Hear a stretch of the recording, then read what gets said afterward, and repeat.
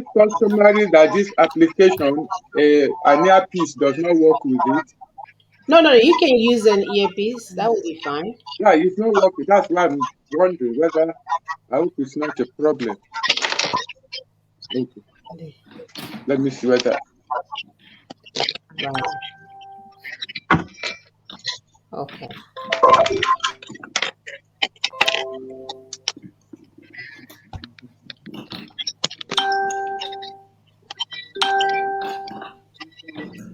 No, it's not working. Yes. It's not working. So I hope maybe. maybe you do something up. Yeah, maybe it's doing something for me. Just leave it. Just leave it.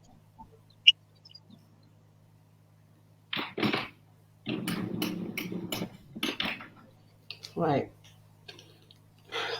Okay, so our brother is working on his here listening device. This StreamYard is not the best to tell you guys the truth. I prefer the Zoom better, but the benefit of this is that it's able to broadcast both on YouTube and Facebook at the same time. So we wait for him to get his earpiece going because I know it's difficult to try to use the speaker and all. All right, I hope everybody can hear me. Okay, sisters, are you able to hear me? Yeah. Viewers, can you hear us? Yes. Okay. If you can, if you can't, let us know, um, and then we'll wait for him to I'm come. really still looking for us on Facebook. Are we there? So Yeah, Augusta, yeah, are we yeah. on Yeah. Facebook? Let me send it to you. Yeah, we already. We are. We are. I'm looking at it. It's not a problem. Yeah.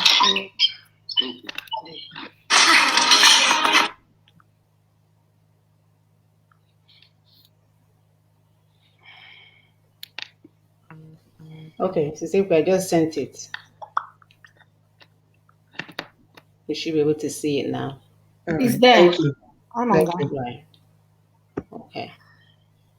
Awesome. Good morning, Dr. Posi. Dr. Posi is live. Thank you, Isochi for Biafra. They are all watching. All right. It's working now, Posu? Yeah, Awesome. complete. Thank All you. right. Awesome. Anyway, God is in control this morning. So thank you, our people, for joining us once again. All My right. name is Monachun Saga. And guys, if you're not talking, just mute your phone. It helps to diminish the background noise a bit. All right. So my name is Monachun Saga, and I'm here in Houston, Texas. And I have my beautiful sisters here with me. Let me have them introduce themselves as usual. Sisters, please. Good morning. My name is Augusta Nosik. I'm here in Richmond, Texas, and I am so glad to be back. We've had a lot in the past, and I am so glad. They never wanted to play a fast one, but God is always on the throne. So I am so glad to be back. Thank you all for joining us this morning. Welcome, Sister Augusta. Thank you, viewers. My name is Dr. Epi Simon Okube, and we're here once again. We're happy we're here with you. Thank you for being here. So let's give us food for thought as we start. Self-determination is not a one-action event. Rather, like solving problems in mathematics, it involves series of time-bound actions to be carried out by clear-minded, cool-headed, well-informed, intelligent indigents. You see, I chose my words for a reason. You have to be clear-minded. This is why we invite you here every Saturday to be part of the ongoing national discussion and enlightenment, which will continue by the grace of God until we get our people home safe and healthy. Of course, they cost money. So it's not meant for jobless people who stay online babbling. This is why, as much as possible, we encourage you to get gainfully employed. So you don't, like a criminal, get impatient and start shooting everybody. One thing we promise you, though, is that as these positive actions are being taken, and as we gain back our lands taken by the enemy, our lives will keep improving. Having said that, my people, we say, welcome to this ride to freedom and independence. Thank you. Thank you, Sister Kwe. Thank you. We are going home. That is the word of the day for us every day. We are going home. God in heaven said so, and no man, no gate of hell will prevent it. So, as our topic says, reversing the tide Amen. of wickedness, reversing the tide of wickedness. We know how much wickedness that we have experienced in the land. We know how much wickedness that have experienced in our personal lives. We know how many wickedness that have actually overrun our lives right now, which we are struggling to regain. So our brother is here. We're going to properly introduce him for him to begin to give us some insight on how we can roll back to where we're supposed to be in the first place. So, as our topic says, righteousness exalts a nation, but wickedness Correct. is a reproach to any people. The quote is a standard composed of two alternatives with no middle ground. It has causes and two effects. Of course, the choice is yours. About 7 years ago, there was a voice of one crying in the wilderness, calling Nigerians to repentance. Yes, we all know him. You've heard him warn Nigerian Christians of impending doom. That voice is the voice of our brother, Bosu Emmanuel. He's our special guest today. Bosu Emmanuel is a pastor and currently the CEO and Executive Secretary of Christian Social Movement of Nigeria, as well as the CEO of Flame Faithful Trust Fund. He also serves as the Secretary of the National Christian Elders Forum. He was a member of the 2014 National Conference as a delegate of the Christian Association of Nigeria for the Southwest Zone. He has served in the church as a pastor, Bible college coordinator, lecturer, church planter, and missionary. Pastor Bosu is coming to do what we know him to do best, which is to preach and plant the seed of righteousness, preach liberty to the captives, and deliverance to those who are bound by religious sentiment. Furthermore, he is a 1983 graduate of mass communication from University of Lagos. We will be welcoming him and discussing the following. What really happened to the Church of Nigeria? Was she sabotaged, intentionally weakened, or defeated? In the midst of enormous wealth and resources, why is the Church of Nigeria so ineffective in the face of terror against her members? What will it take to get the church back to her feet? Our brother has done enormous work, so put on your seatbelt. We're going to run some promo of the work that he's doing, and then we'll have him properly introduce himself. So give me a minute, let me pull up that video. Hopefully these smart people won't try to play ad because I pulled it up before.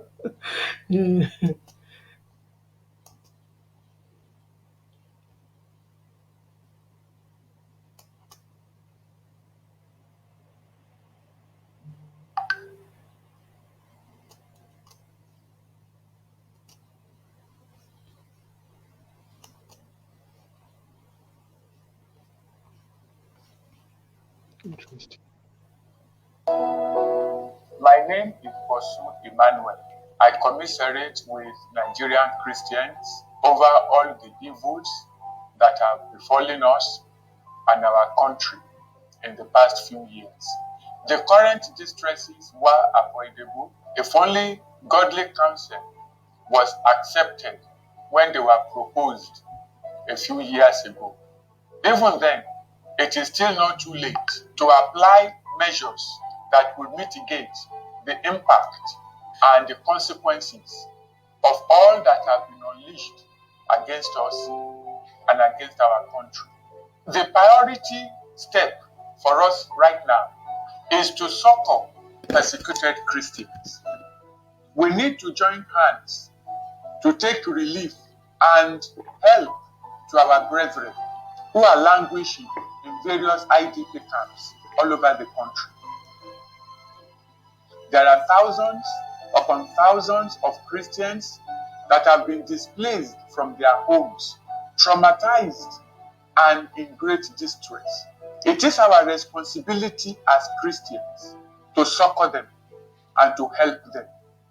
Jesus Christ says, "By this shall all men know that ye are my disciples, if ye have love one towards another."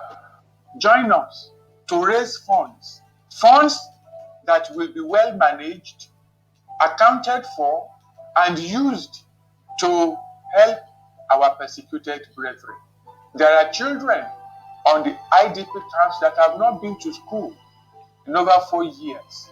There are widows that need to be taken care of. There are those who have been maimed and mutilated. Various cases of humanitarian disasters that require urgent help. We have relaunched the Christian Trust Fund that was approved by the National Executive Committee of CAN in 2014 during the tenure of His Eminence Pastor Ayo Orisejafo. Christian Social Movement of Nigeria has relaunched the trust fund, and it is now called Lay Faithful Trust Fund.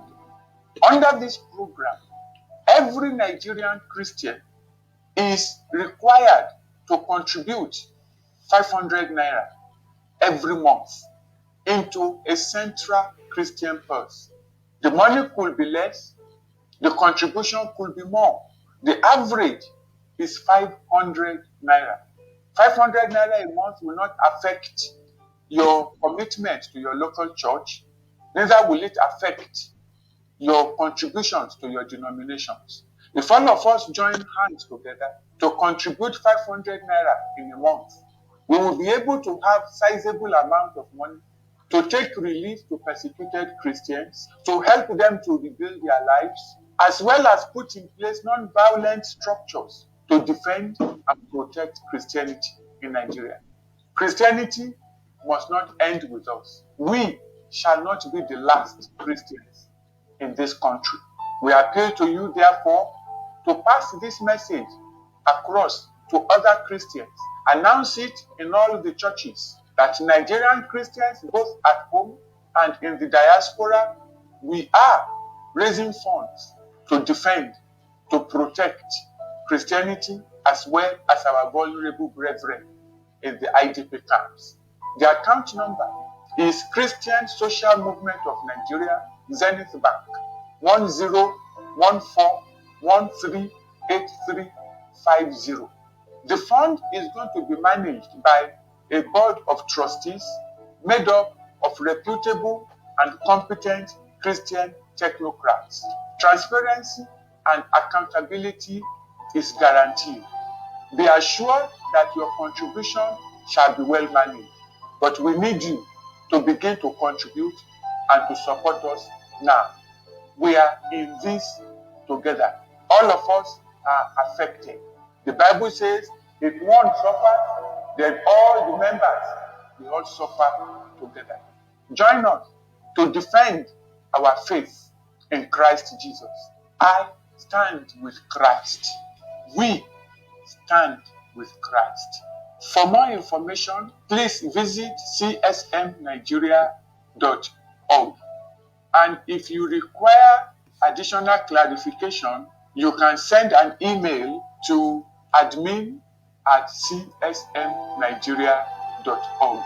Thank you. God bless you. All right. Thank you so much, Pastor.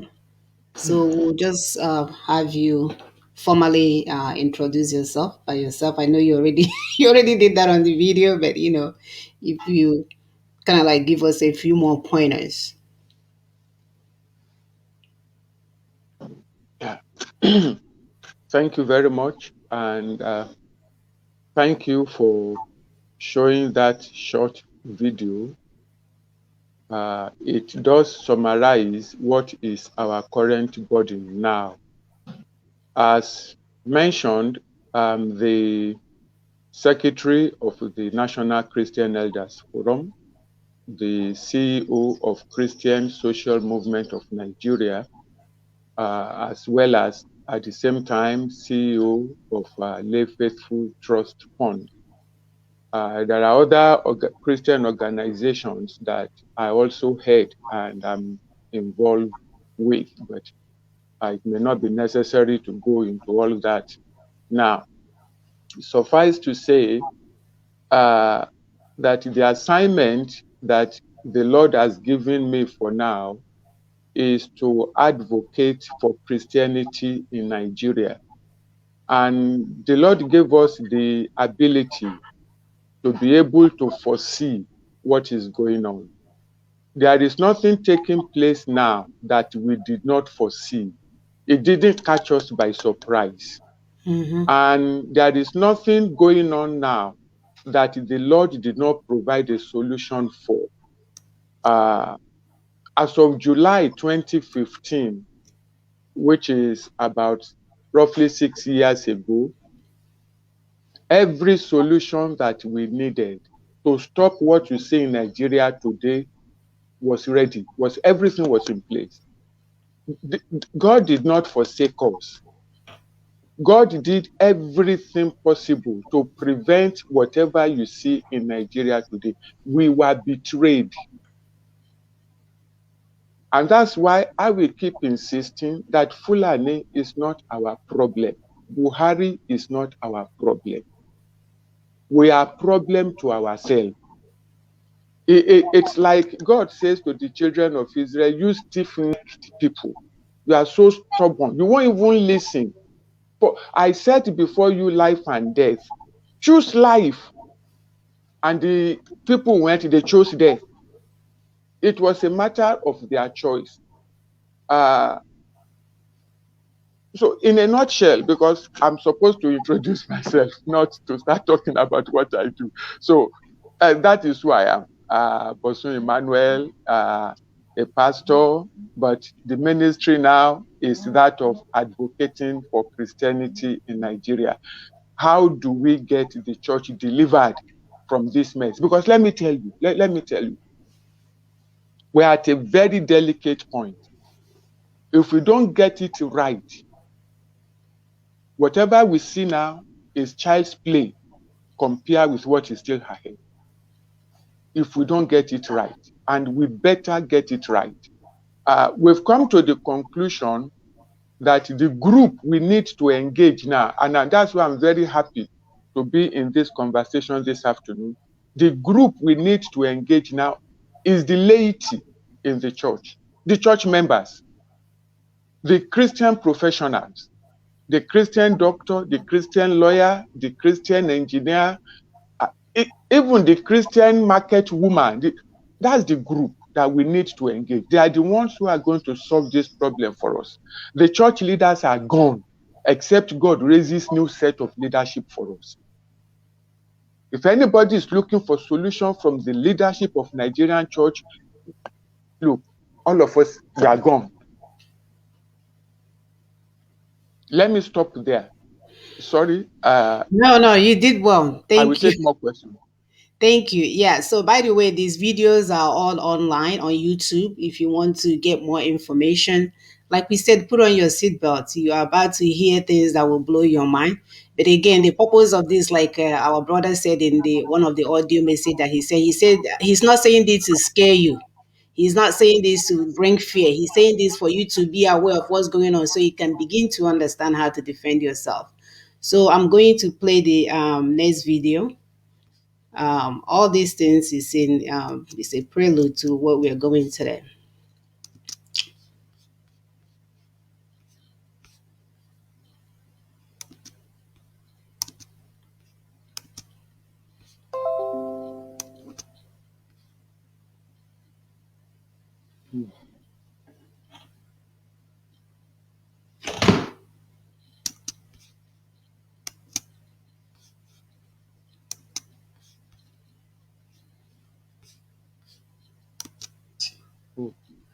Christianity in Nigeria is facing an existential crisis that demands a Are you sure you can finish this? Of the policies if you can hear me. Church. When situations like the one confronting Nigerian Christians occur in any community, The prudent step is to review the source of the confusion and defeat.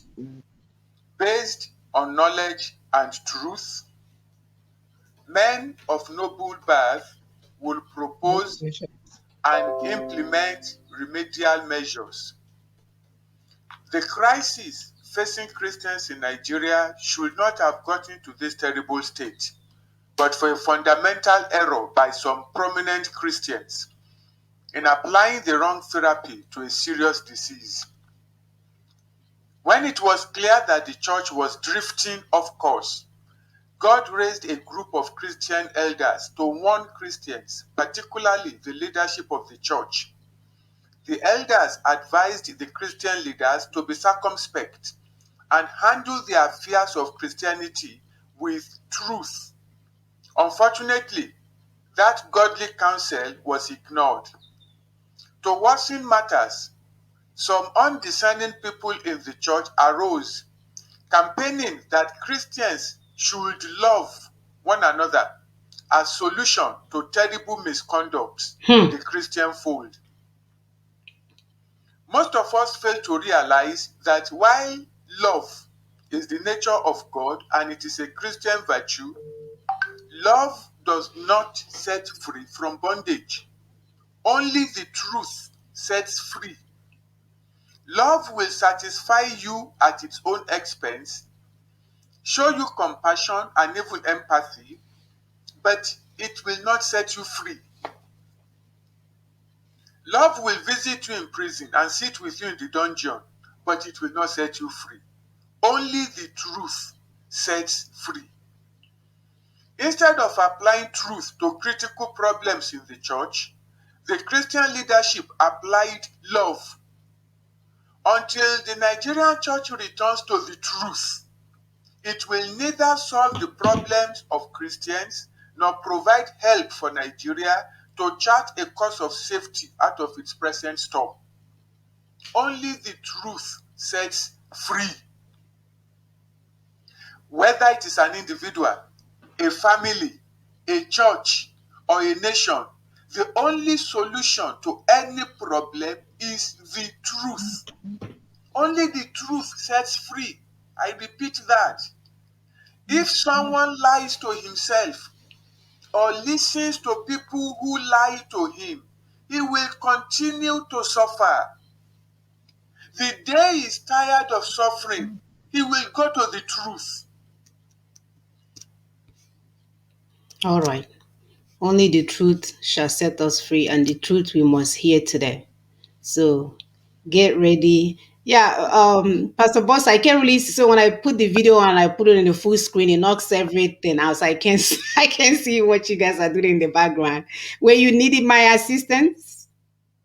No, I was just mentioning that the video is long, it's 37 minutes.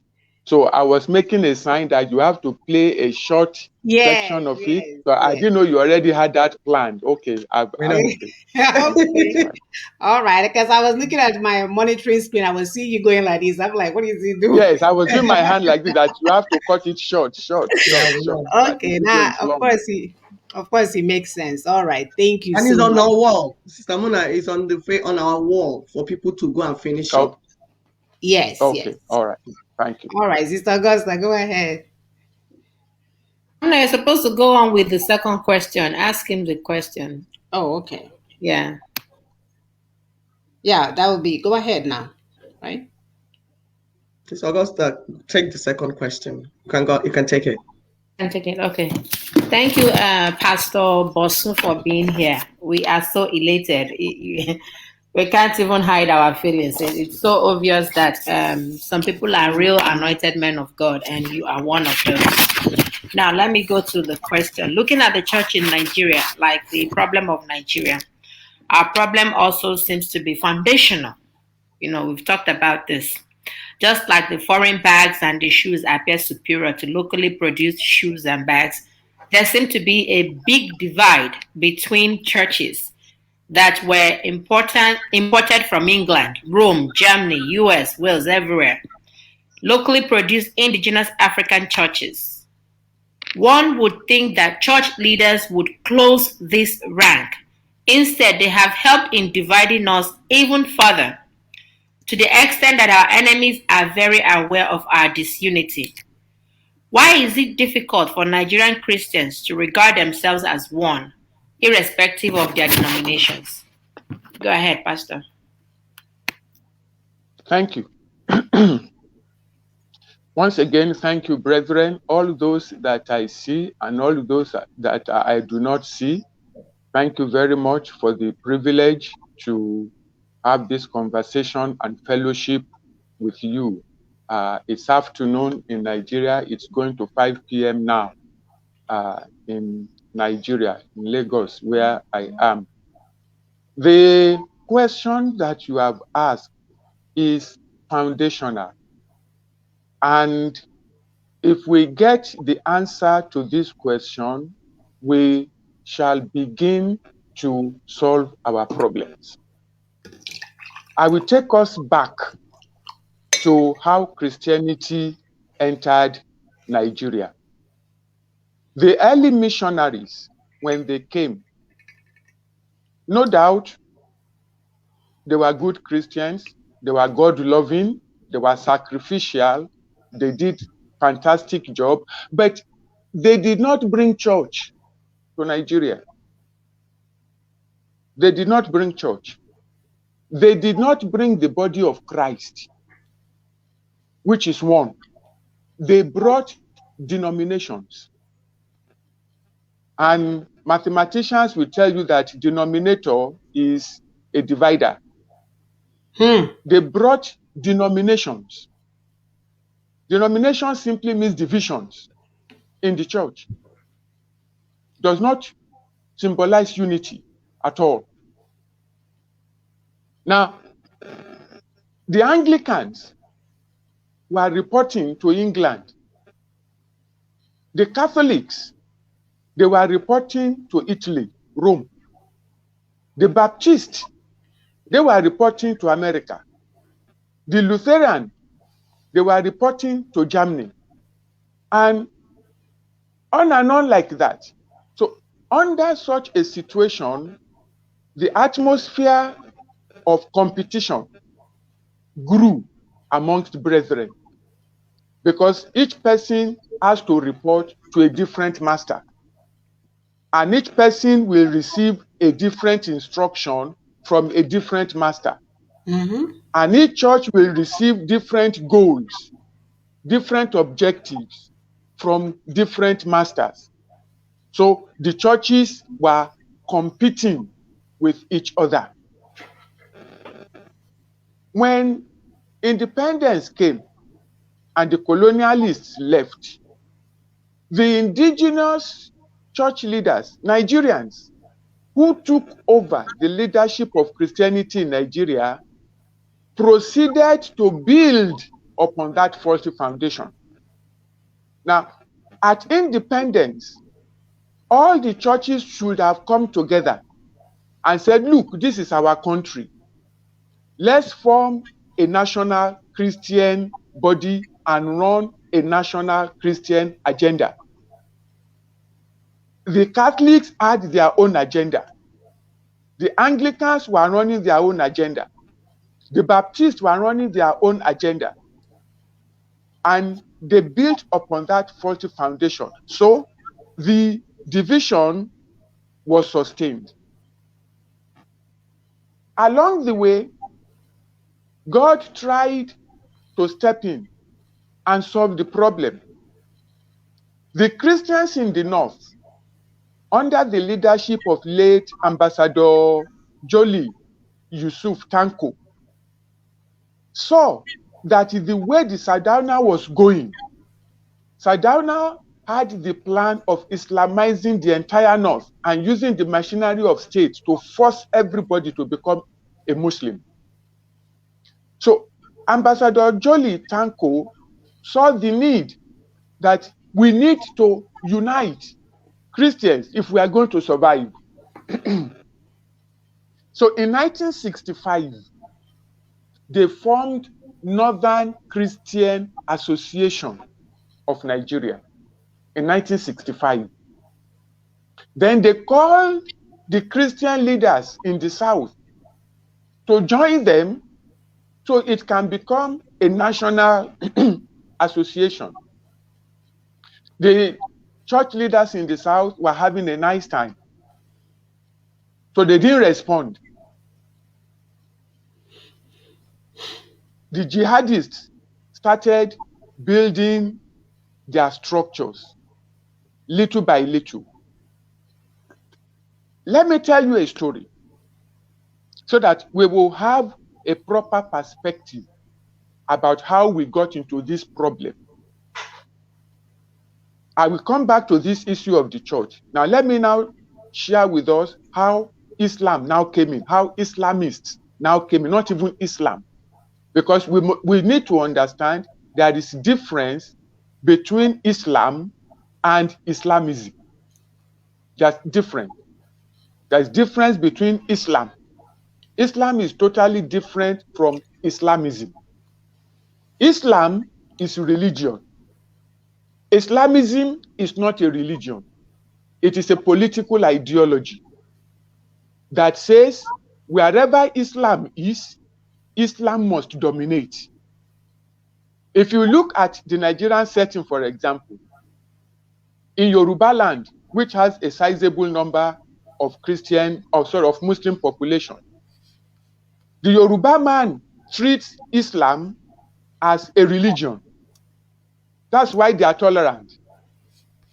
His northern counterpart treats Islam as Islamism. That is why he's intolerant. The Yoruba man practices Islam as religion. The northern Nigerian practices Islam as a political ideology. Now, how did Islamism enter Nigeria? And Islamism, mind you, is the ideology driving Al-Qaeda, ISIS, Boko Haram, Al-Shabaab, all the Islamic terrorists in the world. They are all Islamists. When Sardauna, that's the late Ahmadu Bello, was in power, instead of unifying Nigeria, the various ethnic groups in Nigeria, he embarked on what he called Islamic unification trips globally. And he was campaigning that the global Islamic Ummah should unite, that Islam should be one globally. His trip took him to various countries, to Senegal, to Dakar, and so on and so forth, to Gambia. For example, some of you may not know that Gambia, the leader of Gambia,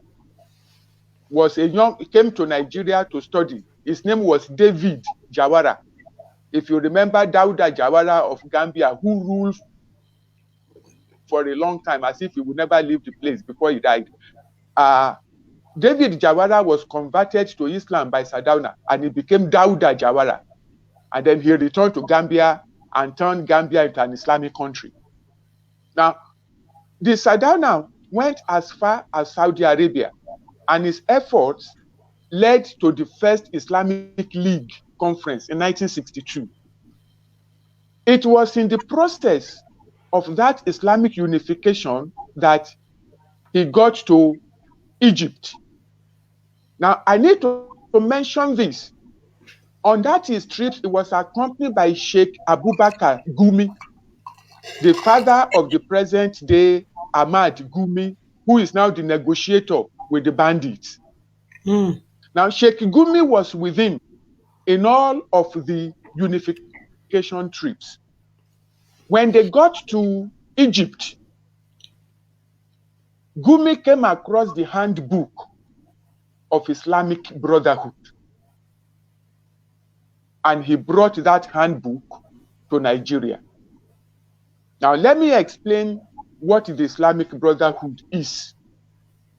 Because today, Islamic Brotherhood is the official body behind every Islamic activism, global jihad, terrorism.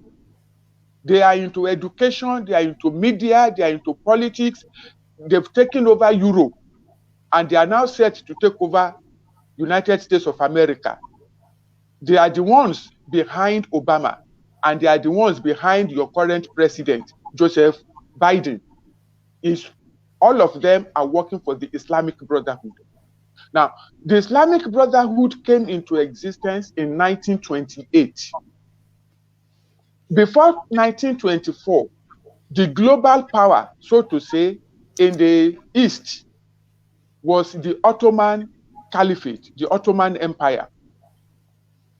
But a leader arose in Turkey who saw that Islam was not going to allow Turkey to develop.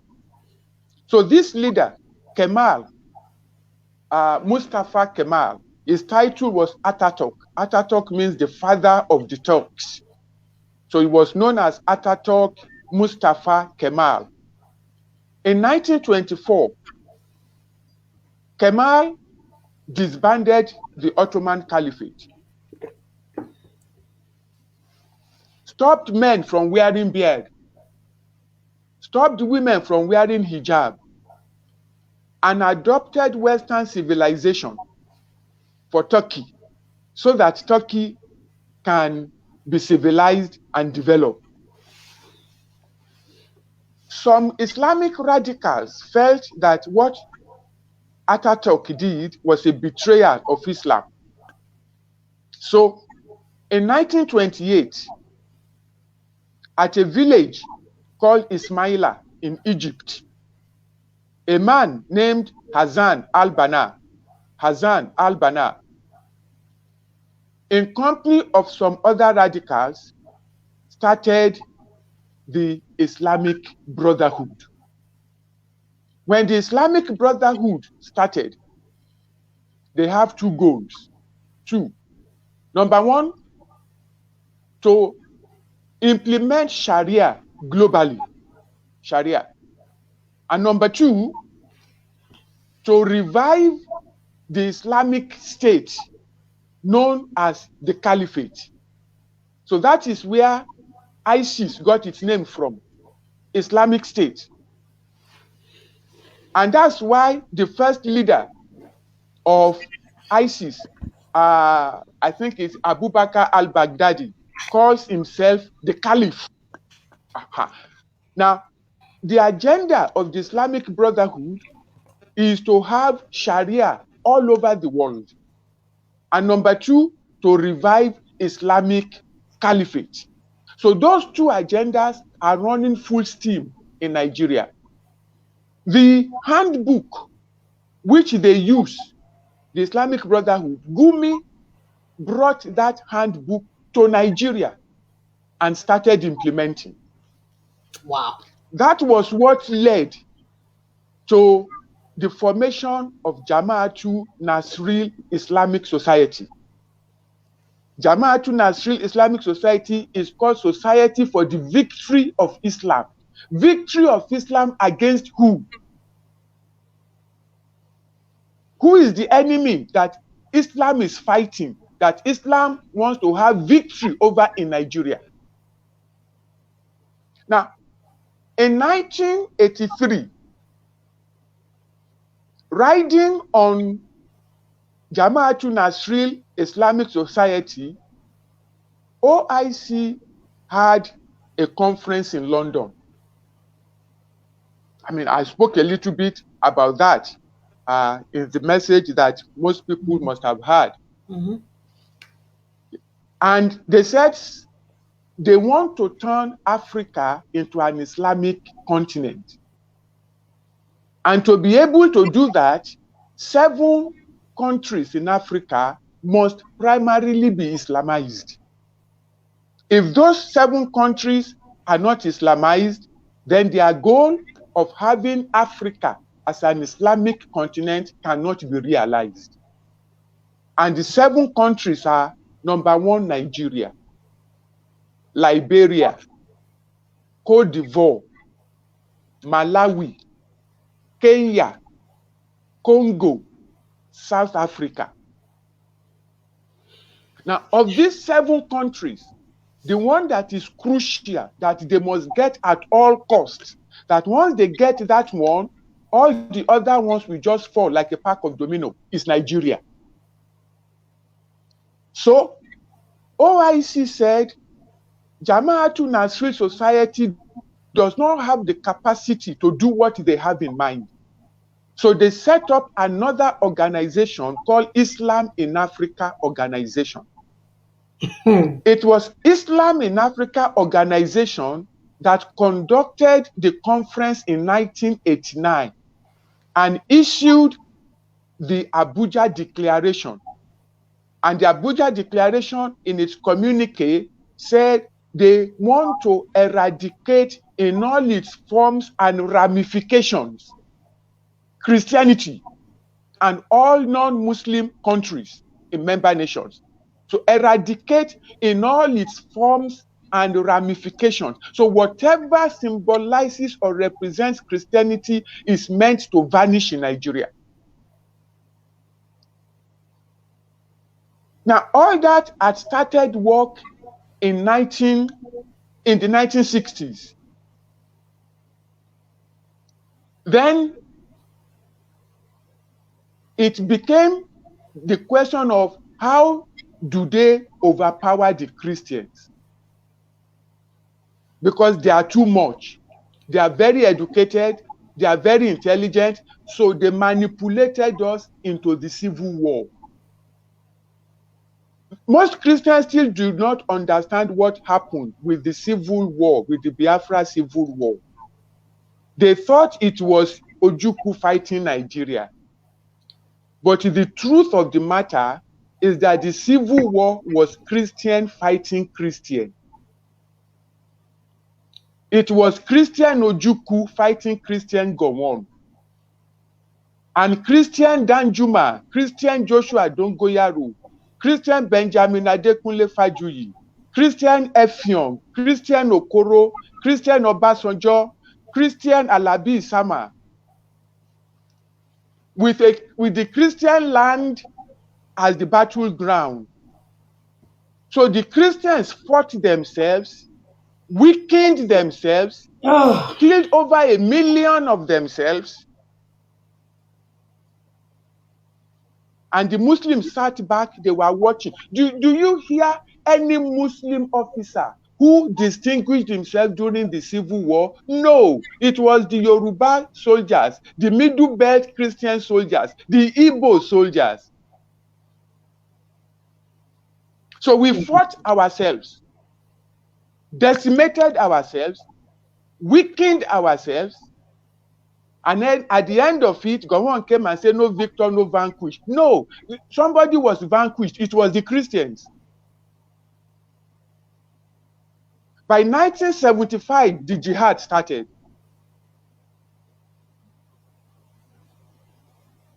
Murtala Mohammed took over power. It is jihad. And it was enabled by Christian Joseph Gaba. So a lot of manipulations had gone on. Christians were oblivious. They were thinking of building a nation. Some people were interested in implementing Sharia. That's why, if you look back, that when Murtala became the head of state in 1975, the first thing that Murtala Mohammed did was to conduct the purge in the civil service. And in that purge, close to 10,000 career civil servants were dismissed. They were Christians. When there was a backlash and there was an uproar, he set up a commission of inquiry into what he did. That they should find out the impact of the purge. The head of that commission was Monsignor Pedro Martins, the Catholic chaplain of the army. Monsignor Martins. Monsignor Pedro Martins died at the age of 104. He died a few years ago.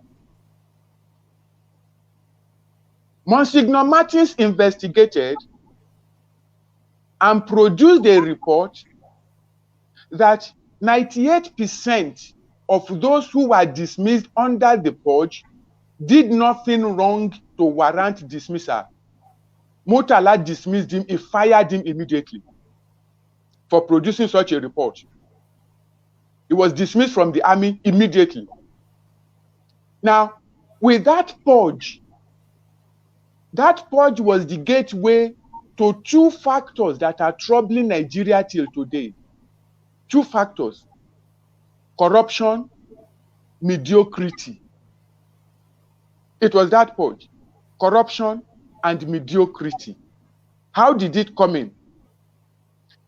In those days, the civil servant in Nigeria was a professional bureaucrat.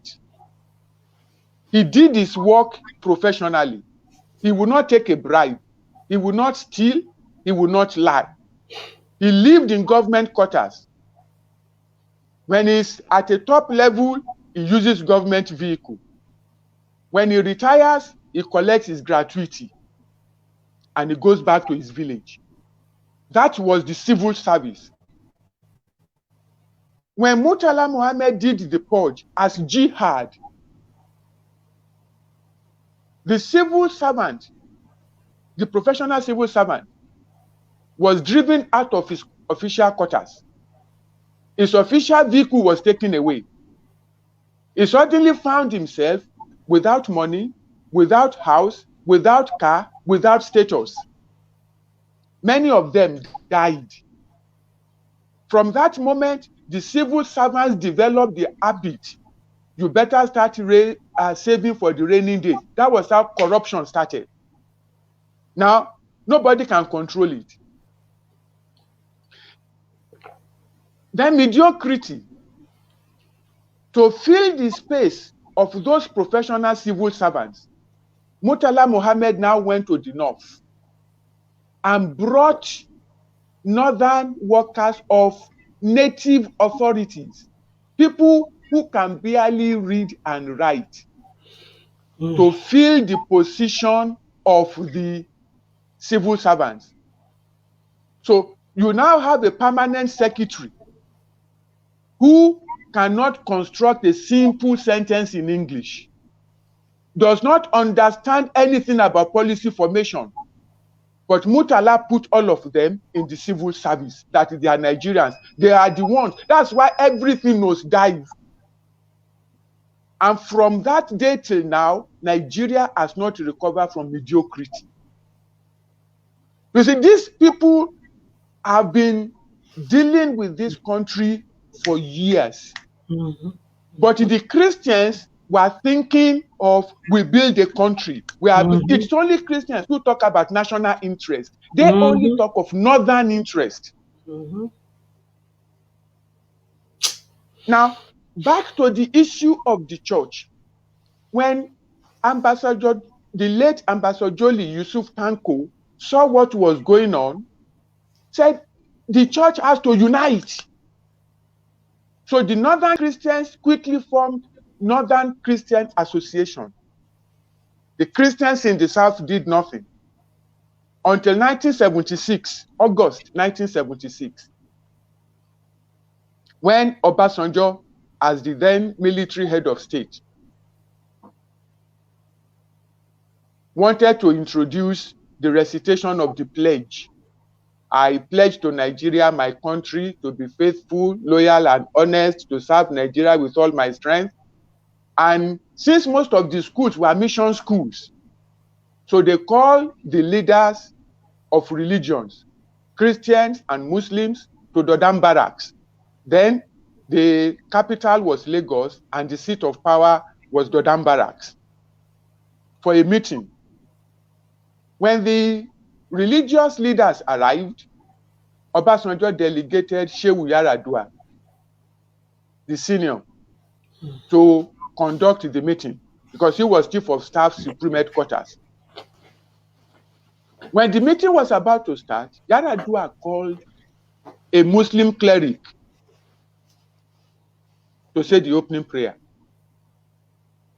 When the meeting ended, Yaradua called another Muslim cleric to say the closing prayer. Then the Christians kicked. They said, no, you can't do that. You can't do that. A Muslim cannot start the prayer and another Muslim end the prayer. Yaradua answered. He said, I don't know which one of you I will call, and you will not quarrel amongst yourselves. At that point, the Christian leaders looked at each other and said, what? We are so divided that even the unbelievers know. So they said, after this meeting, nobody goes home. Nobody. Where is the nearest Christian installation in this area? The nearest Christian installation was the Catholic Secretariat at Racecourse. So everybody to Racecourse, to Catholic Secretariat, we are going to have a meeting. And on that day, Christian Association of Nigeria was born. Christian Association of Nigeria was born by force, not because they wanted to. Even after they formed Christian Association of Nigeria, with the motto that they all may be one, John chapter 17, verse 21. It will be almost 47 years now. 46 or 47 years that CAN was formed. Nigerian church is still searching for unity. Why? That is where I'm going to where our current problem now is. You see, we have the issue of a faulty foundation, okay? Coming from the missionaries, the colonialists.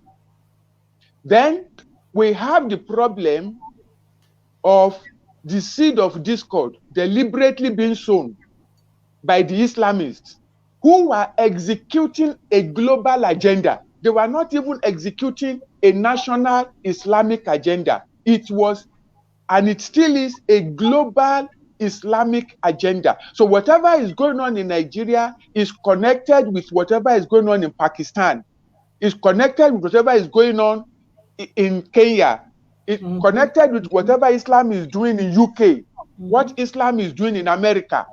That's why Obama did everything possible to discredit Goodluck Jonathan and bring Buhari in, because it's a global Islamic agenda, and Nigeria is caught right in the midst of it. And most Christians are absolutely, up till now, are unaware of what is going on. Clueless, totally clueless. And you try to explain and explain and explain, and they will be blowing grammar, they will be arguing with you. When God saw that unity was not being built, God poured forth into Nigeria a new wave of the Holy Spirit, and a revival broke out in the 70s. From the 70s to the 80s, God started raising indigenous Christian leaders, anointed them powerfully, empowered them, and gave them unprecedented influence. When we were growing up in Nigeria, the pastor was one of the poorest in the society. As a matter of fact, if you wanted to describe a state of extreme poverty, you would say the person is as poor as a church rat. Now, the church rat is no longer poor, he's stinking rich. God raised a group of new Christian leaders, and most of them were Pentecostal. And God started drawing people from the existing churches. That's why you will notice that most of the Pentecostals, the average Pentecostal church, if you ask them to mention, for their members to mention where they are coming from, you will discover many of them are from Catholic Church. Some are from Anglican, from Methodist, from Presbyterian, from Cherubim and Seraphim, from Celestial Church of Christ. God took them from the various churches, and then God took them from various tribes. The average Pentecostal church is like miniature Nigeria, from different spiritual background, and then from various zones in the country. The purpose of God is to use the church to build unity. Use the nation, use the Pentecostal churches, first and foremost to unite Christians, and then to unite Nigeria. It will have worked beautifully if not for greed. The Pentecostal pastors, many of them fell in love with the tithes and the offering. So they started erecting invisible barriers. So the moment it was the Pentecostals that started, once they started erecting those invisible barriers, all the other churches too followed suit. Everybody now has, so almost each denomination now has an invisible denominational barrier in which the head of that particular denomination sits in the temple as God. So everything that is done now is to protect each church denomination. For the churches to now break out of that and come to forge a national Christian consensus, it is difficult. And of course, a house that is divided, it Will cannot not stand. stand. So the solution, if God is going to help us, if we really want God to come in and help us, we should ask God, Father, raise new leaders for us. And that's why I delivered that message, which you played a clip of it, the paradox of the mighty. The thrust of that message is our problem is leadership. We don't have a single Christian leader that all the Christians agree with. Even the president of Cannes is not the leader. They just tolerate him. If he talks on his own. If whatever he says does not go with what it doesn't matter to them. They will do what they want to do. During the last election, we saw something like that. Nearly all the denominations had their own presidential candidate that they were supporting. To try and get them to agree on a simple consensus candidate, most of them, they didn't agree. We had to call the presidential candidates themselves. And they were the ones who gave the mandate that we should endorse one of them. As we go along, maybe if the questions get to the point in which we will talk about politics and nation building, I will tell you that story. It's not a pleasant story to hear, but it has to be told. Yes. And that's why I said at the beginning, we were betrayed. We are not weak. Nigerian Christians are not weak. We are not weak. We are not powerless. We were betrayed. We need a leader. And we all need to agree that this is the leader. Once Christians agree and say this is the leader, whatever he says we are going to do, in less than 24 hours, this mess will stop. Mind blowing. Your next question, man. Mind blowing.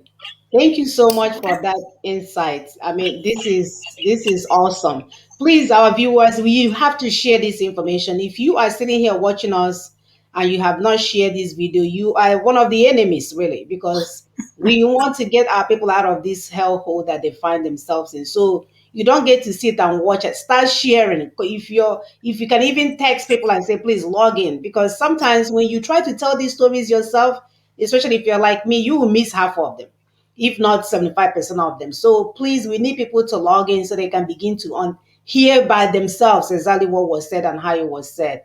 Because we have to key into this. We need to end all of this madness this week. Like you said, if we do the right thing, all of this mess will stop. It doesn't take a rocket science to get this done. If we get what we need to get done today, all of this mess will end. So thank you. Please share. Sister Augusta, go ahead. I'm sorry, I was muted. Thank you, Pastor Bosu, for that insight. All what you've said. It's so shocking that all these things were happening, and the attitude of Christians up to today still marvels me. I get so irritated mostly.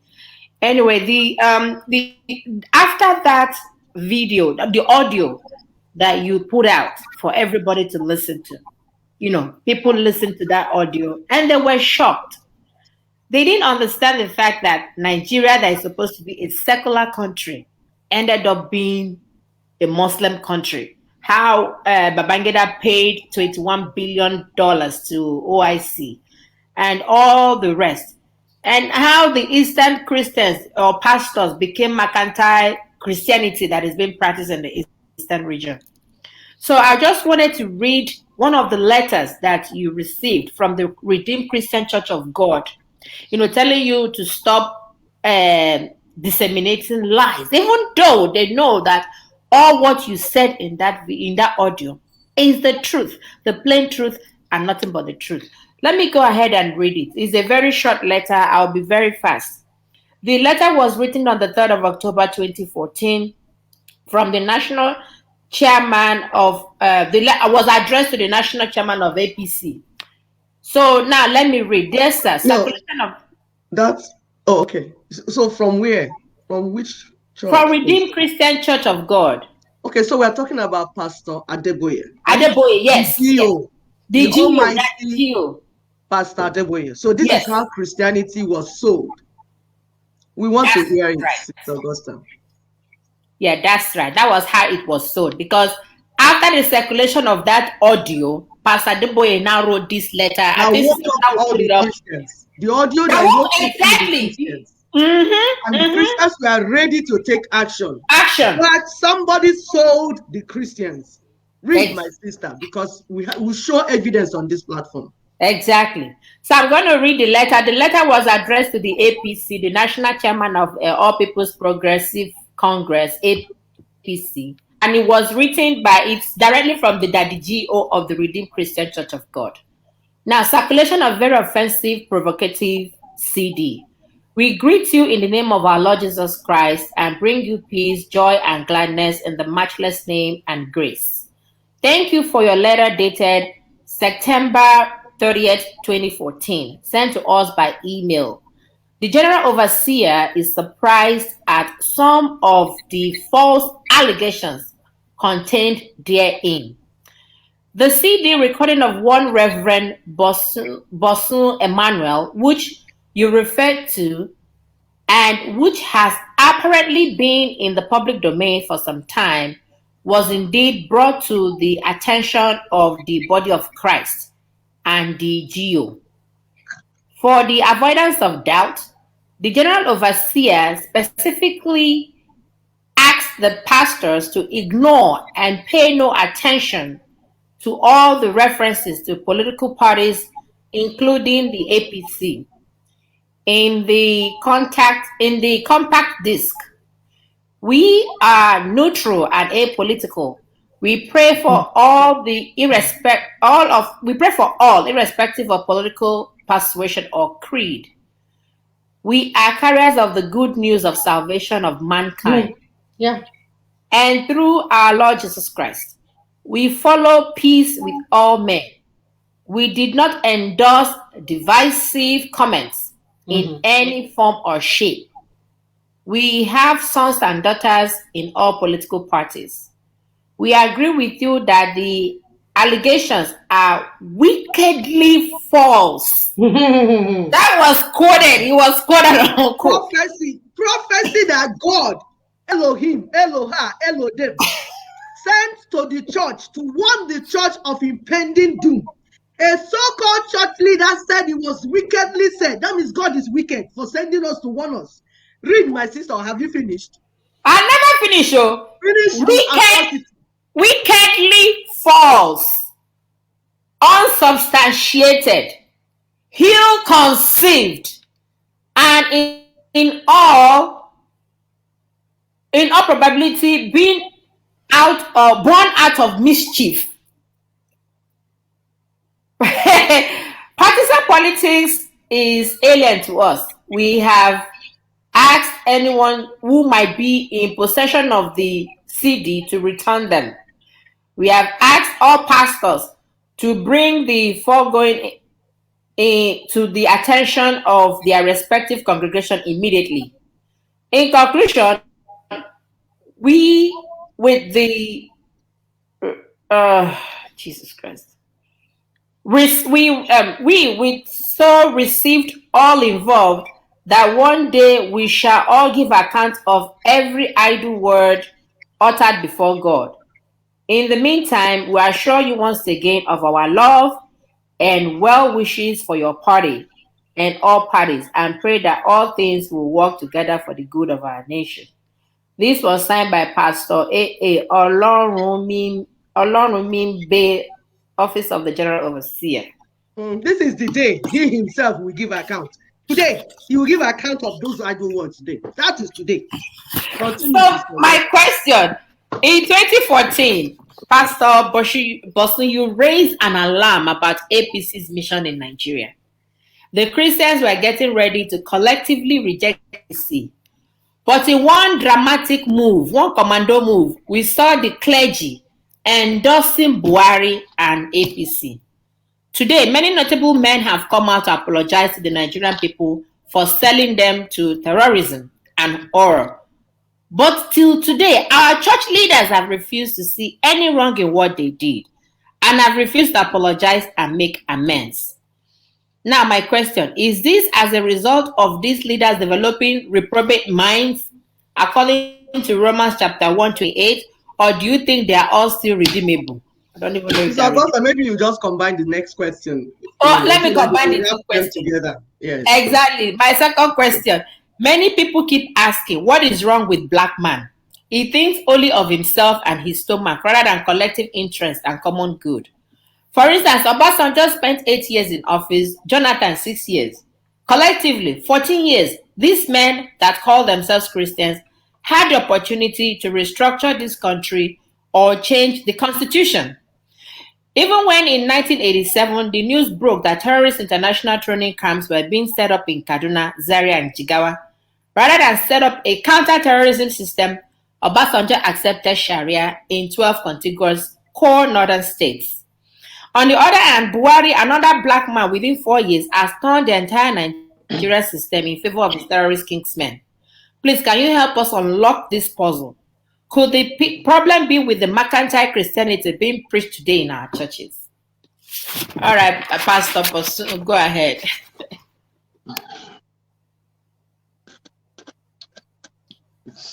It's unbelievable. It's unbelievable. Let me just state right from the onset that I think something is wrong with the black man. Something is wrong with the black man. He thinks mostly in a destructive manner. That's why it's as if it's the black man alone that the whole world takes to be a victim. The Europeans came, they victimized him. The Americans came, they victimized him. For over 900 years, the Arabs were treating Africa as a slaving field, as a slave hunting field. The Asians came, they victimized him. The Indians too come, they victimize him. Now the Chinese too are coming. How come it is something must be wrong with the black man? I wish we had time to talk about that because it's a question I've asked some of my brethren, and we've sat down to look at what exactly is wrong with us. Now let's go back to the 2014 message and what actually happened. Listening to that letter which you read again, Right from paragraph 1, that letter is telling lies. Right from paragraph 1, it started by telling lies. Yes. Lies that are very disturbing to be coming from a church. On May 11, 2014, I had the privilege of delivering a message at a parish of RCCG in Lekki. I came in from Abuja because it was during the national conference. I delivered the message, I left the church, I returned to Abuja. A sister in the church took the CD and took it home to her father. Her father was late General Emmanuel Abisoye.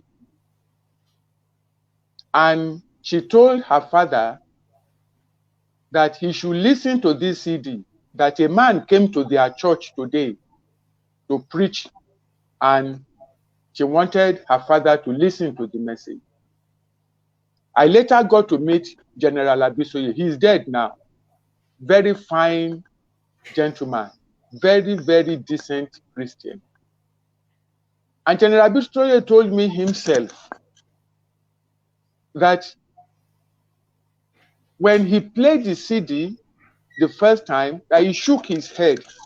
Said, who is this one talking? What is this one talking about? Said he went to sleep. That what he had disturbed him so much, he just went to sleep. Said after he woke up, he now went back again to his CD player. I said, okay, that message. He said he played it 6 times. He told me, said, Pastor Bosun, I played it 6 times. It will finish, I will start again. It will finish, I will start again. At the end, after listening to it for 6 consecutive times, he said he told himself, how could he have been so fooled and taken for a ride? That he was a senior military officer. He was a member of the Supreme Council. That how could he have been so fooled like this that he didn't know what was going on in Nigeria? He called another elder. He said, listen to this message. That one too had it. That one said, what is this? So they arranged for a meeting in the house of a prominent member of Redeemed Christian Church of God.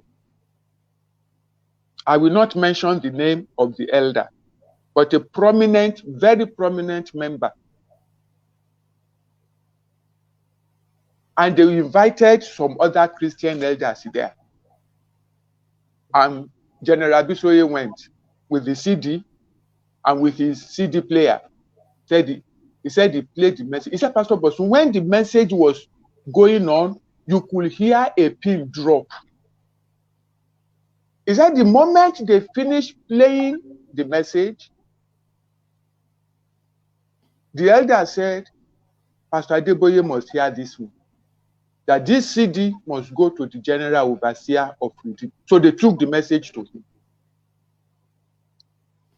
He said when he had it, this is what I heard from General Abisoye, that when the general overseer of Redeemed Christian Church of God had it, he ordered for 250 copies of the message and said it should be given to leaders in Redeemed Christian Church of God, that they must hear this.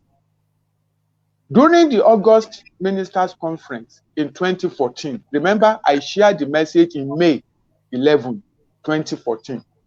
By August, when RCCG had its national convention, the general overseer spoke to all the ministers about the message and told them all of them should go and listen to it. But he now told them, he said, but they should put aside all the comments about politics, that they should realize that they are a church, and the members are in various political parties. So, but apart from those comments about the political parties, that there is something there that they should hear. And that was how the message started going viral. That was how the message started going viral. So for that letter now, to now make those claims that it claimed is very disturbing. Very, very disturbing. When APC got the message, I also heard from another elder that the message was taken to them by a Christian pastor. A pastor took the message to them and told them to come and hear what they are saying about them, so that he used it to curry favor. APC was now alarmed because Buhari by then was pushing for a Muslim ticket. You see, if you go through the message again, you will discover I did not mention the name of Buhari once. I did not mention the name of Muhammadu Buhari because I delivered the message in May. APC held its convention that chose Buhari as their presidential candidate in June. It never occurred to me in my wildest imagination that Nigerians would be so daft and so stupid they would bring Buhari back. So as far as I was concerned, Buhari was no longer valid a factor. So I didn't mention him at all. So by the time Buhari came in as the APC presidential candidate, he was pushing for a Muslim ticket. Right. Wanted a Muslim vice president. This message has gone out. Obasanjo was one of the people who advised APC. I said, you better be careful. Muslim ticket will not fly again. The Christians are pushing another narrative now. So they went back to RCCG. Number one, to invalidate the message. Number two, to strike a deal. It was that deal that brought the Christian pastor as the vice president. So if it was not for that wake-up call, we will not have had a Christian as the vice president. But Pastor Boso, the Christian pastor that we have as the vice president is quiet. No, he wasn't supposed to do anything. He wasn't supposed to do anything. He was simply he wasn't supposed to do anything. He was put there to silence Christians who are saying APC is an Islamic party. That's all. That's all. So the moment anybody now says, somebody said APC is an Islamic party, they say, how can APC be an Islamic party when the vice president is a pastor?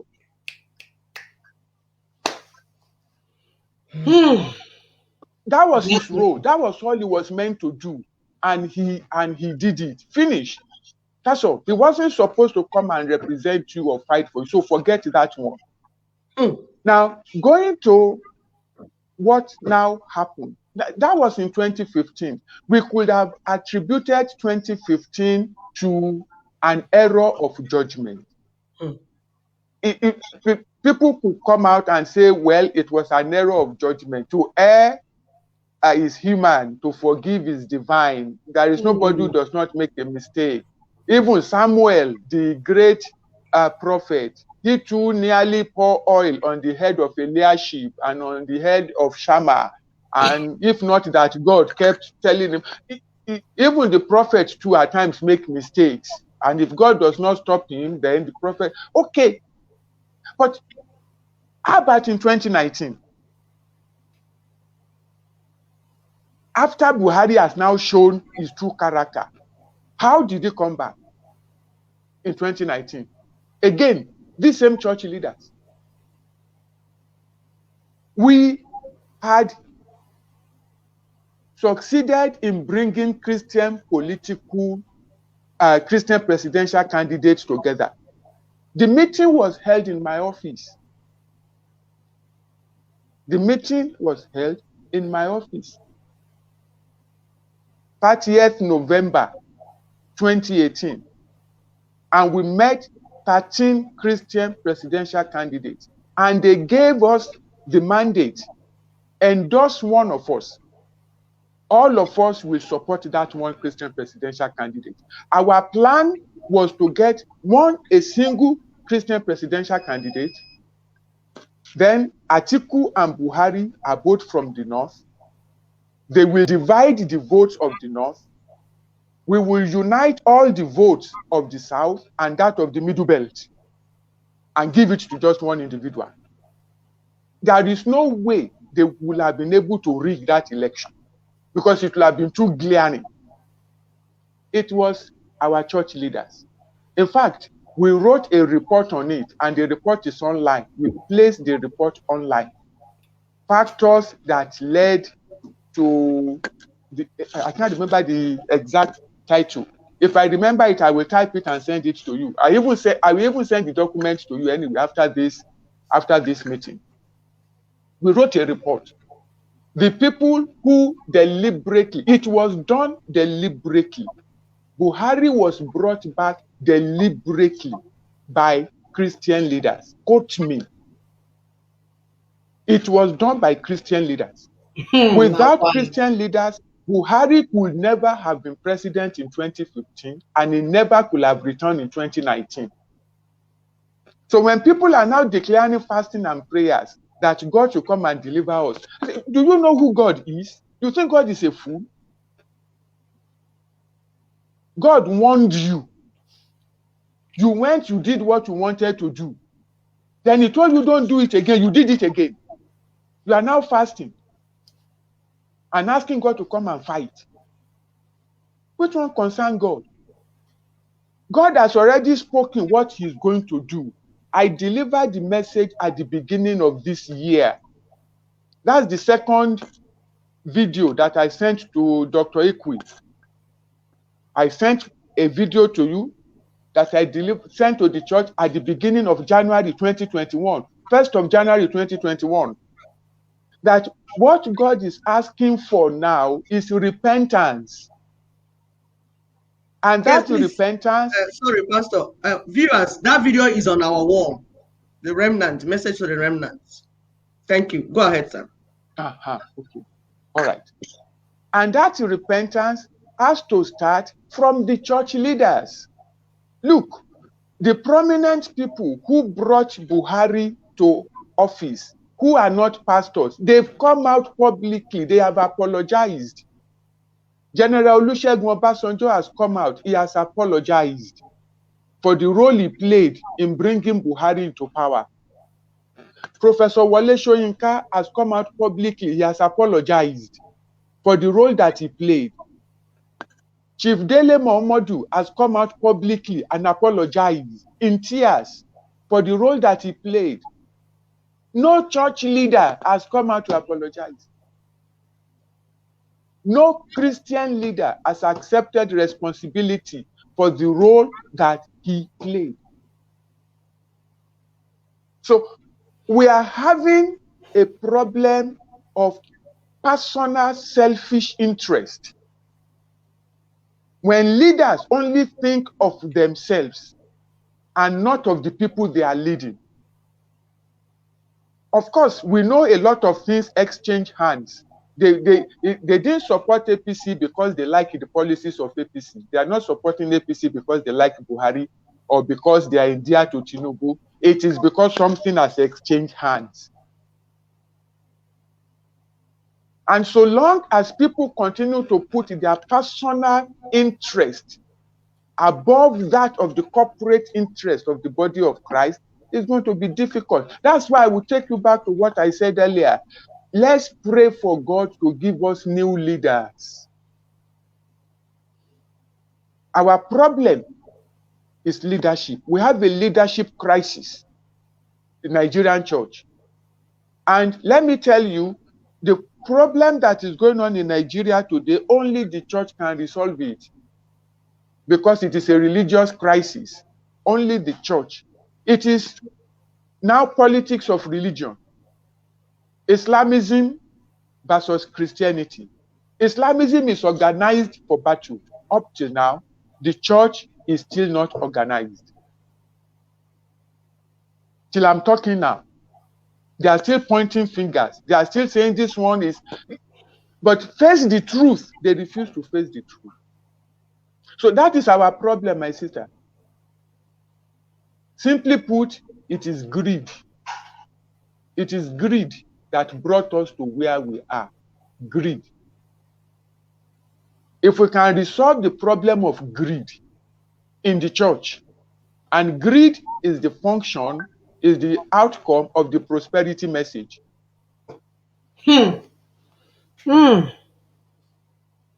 Once you stop preaching the message of the cross, and you stop preaching the message of repentance and righteousness, and you are now preaching the message of prosperity, abundance, breakthrough, the outflow is greed and covetousness. So people don't know the difference between money from God and money from Satan, so long as it is money. We were betrayed. Pastor Bosu, the way Pastor Suleiman, is it Suleiman that was preaching about how he bought a new private jet during the COVID season? And we are wondering, how he wanted COVID to remain because he bought a private jet. And they are now showing off all the monies, all the money. And I'm beginning to wonder, these pastors that we all probably regard, they are not even Christians in themselves. These are former Muslims. And I believe they still practice their Muslim whatever. They are not real Christians in the sense of it. These are former Muslims from Adeboye to Yedepo to Suleiman to Bakare. All these are Muslim names. These are people that grew up in TB Joshua. That one, I know that one truthfully, is a Muslim. He was a Muslim. They still have this Muslim thing going on in them. This is their Islamization. That's Maybe they're part of the willing tool that they're using to Islamize the entire community. No. There are some pastors who are Muslim converts, but not all of them.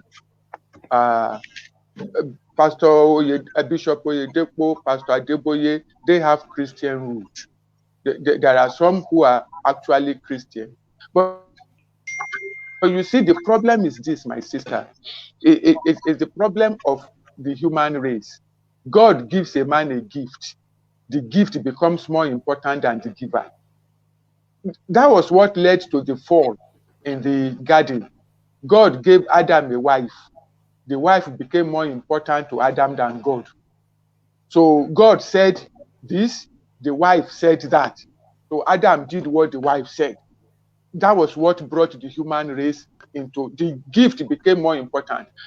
That's what I mentioned at the beginning, that God wanting to unite Nigeria and unite the church started the Pentecostal fellowship, poured forth a new anointing, empowered people, gave them a lot of influence, gave them a lot of anointing, so that they can gather his people together from different tribes and from different denominations and fuse them into one.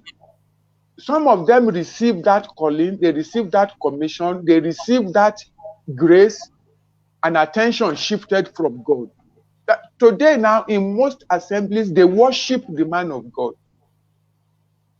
not God who called him anymore. It's a very sad thing. The problem is such that it's only God who can solve it. We're not waiting. We're not waiting for God. No human can solve, because you can't remove them. No human being can remove them. And you have to be careful where you speak about them, or else their followers will just beat you to death, because their followers believe they can never do wrong.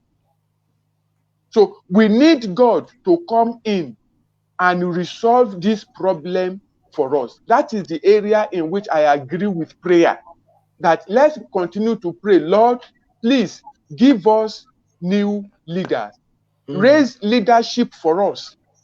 Leadership like Samuel. Leadership Pastor like Bosu, Joshua. God is here. He has answered the prayer. Amen. He has answered it. So that's here. Amen. Yes, all the people are here. That is the people, the indigenous people. We have come to do the right thing. We are going to do the right church. He said it at the beginning now, that the power is in the hand of the ordinary church members. We are not waiting for titled leaders. You listening to me, you are the leader. All of us here, we are leading ourselves from darkness into light. We have made up our mind to move according to the word of God. We are not waiting for highfalutin titled leaders. We are not waiting. We are moving because God is one leading us himself. He is ahead. He is leading us and we are following God. Sister Muna, go ahead, please. No, right. I was just going to say, go ahead, Okay, Pastor. go ahead, No, sir. Pastor, go ahead. Go ahead. Sorry, I was going to take the second question. Please, could you read it for me again? You gave me two questions, two packages as one. Yeah, the second question talked about the time that Obasanjo spent in office, 8 years, Jonathan 6 years. So my question now is that, can you please unlock this puzzle? Could the problem be with the mercantile Christianity being preached today in our churches? I think you have answered it somehow. Yes, you were comparing Obasanjo and Yeah. Buhari. When we say black man is evil, Buhari is a black man, but in 4 years, he has turned the whole Nigeria upside down. into Islamic setup. Why didn't the Christians Let do me tell something you a like story. that? Go ahead, Pastor. Let me tell you a story. I heard the story from a very reliable Christian brother who doesn't just talk anyhow. We were talking about this matter. And he told me that when Obasanjo was in power, when he was president, some church leaders went to meet him.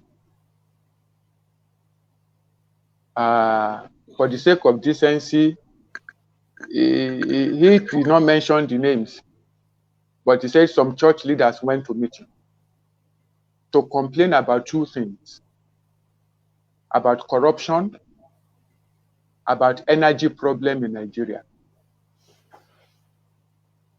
And Obasanjo first answered the question on energy, what he was doing to resolve the crisis, the energy crisis, which till today has not been resolved.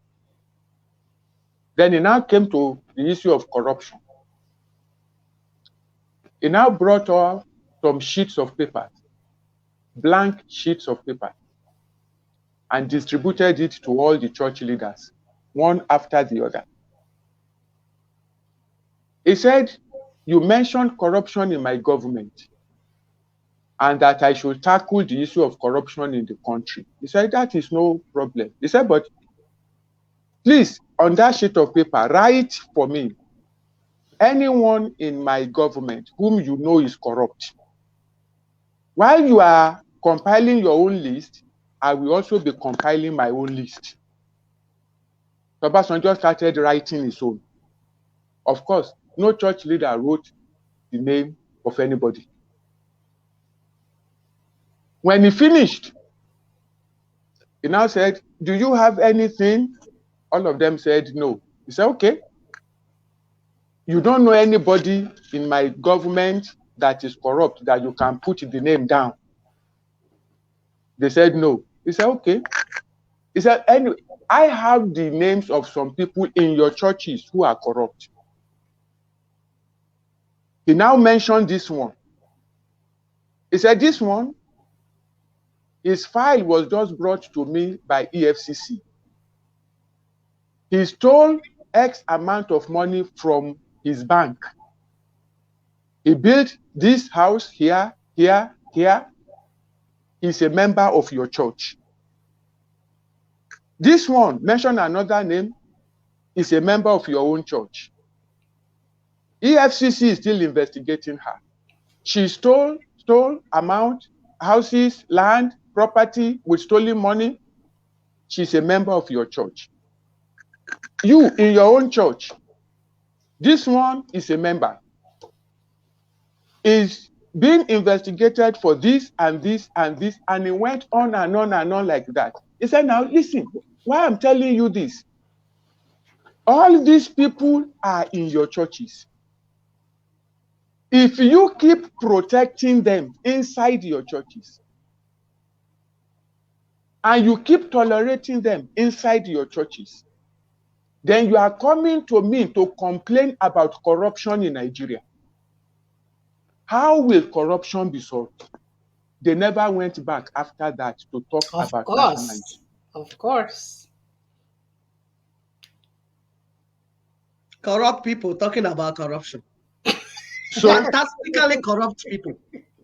now, when you're talking about the black man, that's why I said something must be wrong with the black man. Now, I need to explain something to you because we mentioned Buhari. Yes, Buhari spent 4 years, but do you realize that Buhari is not a black man? There are two races in Nigeria. Nigeria is a country of two races, the Negroid and the Negro. The Fulani, Hausa, Kanuri, they are of the Negroid race. They are Negroid. Nigeria is a country of two races. It is from Middle Belt down that we are Negroes. They are of the Arab stock. It is the sun that darkened them. So the problem we are having is basically with the Negro race. It is the Negro race that was enslaved and is still being enslaved, and from all indications will continue to be enslaved. And that's the problem we need to raise. And the problem of the Negro race is leadership. You put a Negro in an office, that office becomes an extension of his personality, an extension of his body, an extension of his life. If you take him away from that office, even if he's doing nothing in that office, he expects that you should leave him there. So we try to trace the Negro race to its root, and we discover it's from the Bantus. There are three major genetic groups, so to say, the Caucasians, the Asiatic, and the Bantus.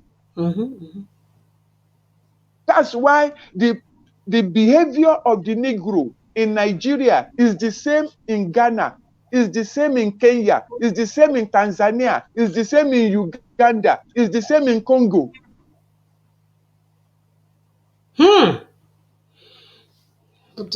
It's the same.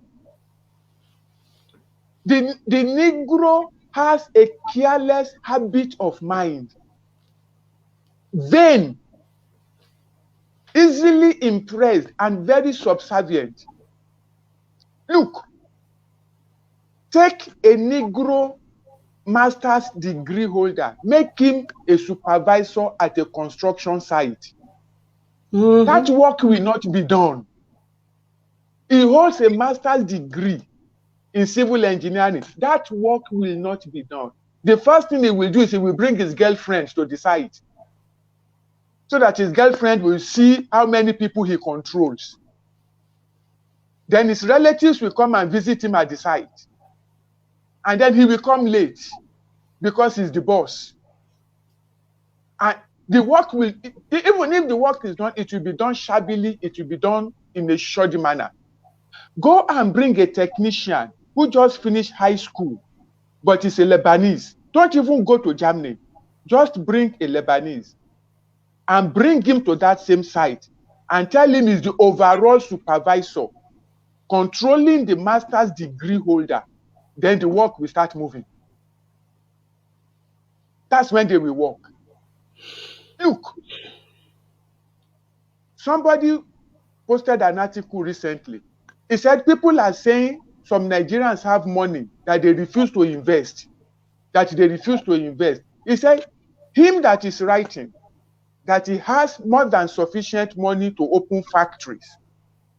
And he has friends who have money to invest in opening factories. But they've discovered that if they should invest in anything, Nigerians will eat them down to the ground. That it does not matter if he has PhD. that the first mindset is that what is there is for him to steal. He said those who are investing now in Nigeria, say that is why they go to India to go and bring the chief executive. That if you see anybody investing any investment now that is sizable in Nigeria, say go and check. If he cannot pay for a German, for a Briton, or for an American, he goes to India to go and bring the chief executive. That if the foreigner is there, who is not a Nigerian, he will make sure they do the work. He will make sure they don't steal. But leave it in the hands of a Nigerian. Look at the people who are stealing now. Professors. Look at what is going on in our universities. They receive allocation for universities. Professors eat it. Professors steal the money. Who are the people who rig election? Who do the counting, the abracadabra mathematics? Is it not professors from universities? I read in the paper they were giving 20 million naira. The professor that helped an uneducated man, politician, to rig election, the same professor, you now want him to go and catch a student who is cheating, who is conducting examination malpractice. How is it going to work? You see, something is wrong with us. Our national psyche has to be redefined. And that's why I come back to this issue of leadership. Look at what happened in Tanzania. A star rose in Africa. That former president of Tanzania, Magufuli, who died a few days ago. You could look at the man and say, thank God, at least we have a sensible leader in Africa. He died mysteriously at the age of 61. A lot of people believe there is foul play concerning his death.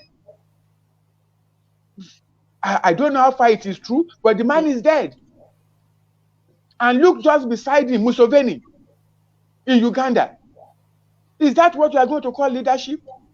So as far as Buhari is concerned, the mindset of Buhari, the mindset of the Fulanis, the mindset of the Islamists is that the Negro race in Nigeria, they are all slaves. That's their mind. That's why they don't respect. They treat us with disrespect. They treat us with disdain. It is people you don't respect that you treat like this. They practically have no regard for us. Because the Arabic word for slave is abid. The Arabic word for Black African is abid. It's the same word. Osama bin Laden, in his lifetime, he was interviewed in Morocco, and Osama bin Laden said, I quote, that is why when an Arab looks at a Black African, what he sees is a slave. So to the Arab and to the Fulani, we are slaves. That's why a Fulani can get up and say all the land in Nigeria belongs to them, because slaves do not own properties. Now, it is now our responsibility to prove. Yes. Think you froze. Wow, slaves. No wonder we are the fourth class citizen. Dr. Posey said it was the Fulanis, the cow. Who was the third one? And then we are The houses that they have when the first set elevated a little bit. So we are the fourth. I don't even know if we are the fourth. I think we are nobodies. You know, we just don't even exist. And this has been ongoing. And when we mention on this platform that church is our problem, some people will come out and take offense that those that we left in charge and that have now sold the church to political parties, they have now collected money, and that's why you will never hear them speak. That's why they will never come to your rescue. While you're fasting and praying, they are doing what they are doing. And if we don't wake up and start looking for a solution and getting into the solution, especially that Nina's has set in place, we will be running in circles. These problems are endless. Pastor Bonsu will stay here for 300 hours. you will be the information is so mind-blowing and annoying that you don't even understand why our people are not paying attention. And we have all these educated fools walking around speaking English and being kind with their words and political correct. Hey, don't attack anybody, or just say it nicely. When you start playing with righteousness and evil, with your political correctness, my dear, you are no longer righteous. You are no longer righteous. When anybody does bad, we must let them know. They don't have the right to tell us how to tell them they have done bad. You don't get to do that. You are a Exactly. bad student. When I'm trying to tell you that you're bad, you don't get to tell me, hey, whatever you're like this, because that's Mm. what means the mark. Hey, whatever Mm-hmm. by the time you know it, you jump into the camp of the enemies, because God is neither, God does not like lukewarm or warm. He wants either your hot or your cold. Yes. So let's get away from all this political correctness, deceiving our people. Nobody wants to say the truth anymore. They don't want to offend anybody. To hell with those people that doesn't want to be offended. They have taken us back so many years, destroyed everything, and we're there playing panky panky with them. It's Disgusting unbelievable. human beings. It's unbelievable. It's unbelievable. Ongoing issues. We're telling you guys they will never speak. You're worshiping them, you're going to their churches, you're donating money, and here you are in a hellhole and they're not speaking. What does that tell you? They has been sold out, people, sold out. Oh my god, he's still having problem logging in. What the heck is this? Okay, so he's trying to log in, people. He's coming back in. I don't even know what happened. Oh crap. Yeah, it's bad network. He says network. Okay, It's the country we find ourselves in now. Bad yeah, network. Yeah. Okay. I'm back. Thank you. Thank yes, God. thank god. Sorry, network. It just went off. We already know. Sorry. It just went. Okay. So I was saying that it is now left for us to prove that we are not slaves, Mm-hmm. that we are of noble birth, Yes. that we have pedigree. Mm-hmm. In the few seconds that the network threw me out, I was able to get to the chat section, and I read a comment from someone there who says, does this man know what he's talking about? Do you know what the Negroes have achieved over the years? Yes, I know there are a lot of things that the black man has achieved, particularly in the United States of America. I've read of so many of them. For example, the traffic light was invented by a black man. The elevator was invented by a black man. George Washington Carver was a scientist, a black man. His discoveries today is enriching millions of people in America. But I ask you one question, whoever made that comment. So What where has effect? that brought the black man? Yeah, to what effect? So where has it brought the black man? Even in America. What has it brought the black man? Even in Nigeria. What has the discoveries, the enormous capacity that the black man has, how has it benefited the black man in Congo? That they will come and take the raw materials out of Congo and they will come in with a plane load of guns and bullets for the people to continue to kill each other. While they will go away with the raw materials. So of what effect, of what use, of what benefit? Let's stop deceiving ourselves. We need to address the problem of leadership. We have a serious leadership deficit as a race. And we need to work at producing leaders who will put the collective interest above his personal interest. Whether he's a pastor, whether he's a politician, whether he's a traditional ruler, whether he's a manager, the black man has this tendency, he puts himself first, not the collective interest. And that has to change if we are going to survive, because a tree cannot make a forest. As far as Absolutely. Buhari is concerned, we are all slaves. That's why he treats us with disdain. That's why he treats us with disrespect. And that's why the Fulani can do whatever they want. See the impunity with which they enter our towns, our villages, kill people, rip open pregnant women, shoot them, and nobody does anything to them. And on top of it, they will tell you that they own all the land. We are infidels. And somebody wants to tell me that the Negro has achieved something over the years. So what has that benefited you? Thank you, That Pastor. is our problem, my sister. Next question. Thank you so much. Some of our people are still lost in the wilderness, and we're not waiting for them. They get confused about what, because it's always about the his go. You feel like I'm a black man, you're talking down on me. My brother, you are a fourth class citizen. Get it through your head. Until you make yourself to become first class, you become to be the 100 class citizen, not even fourth, because fourth is giving us very close to number one. So we are going to offer some solutions because the problem is real. Our brother boss who has been going around lamenting on these issues.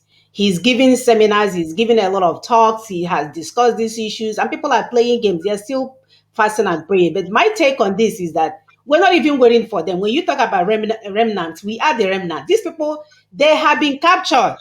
Hear it again. These people have been captured.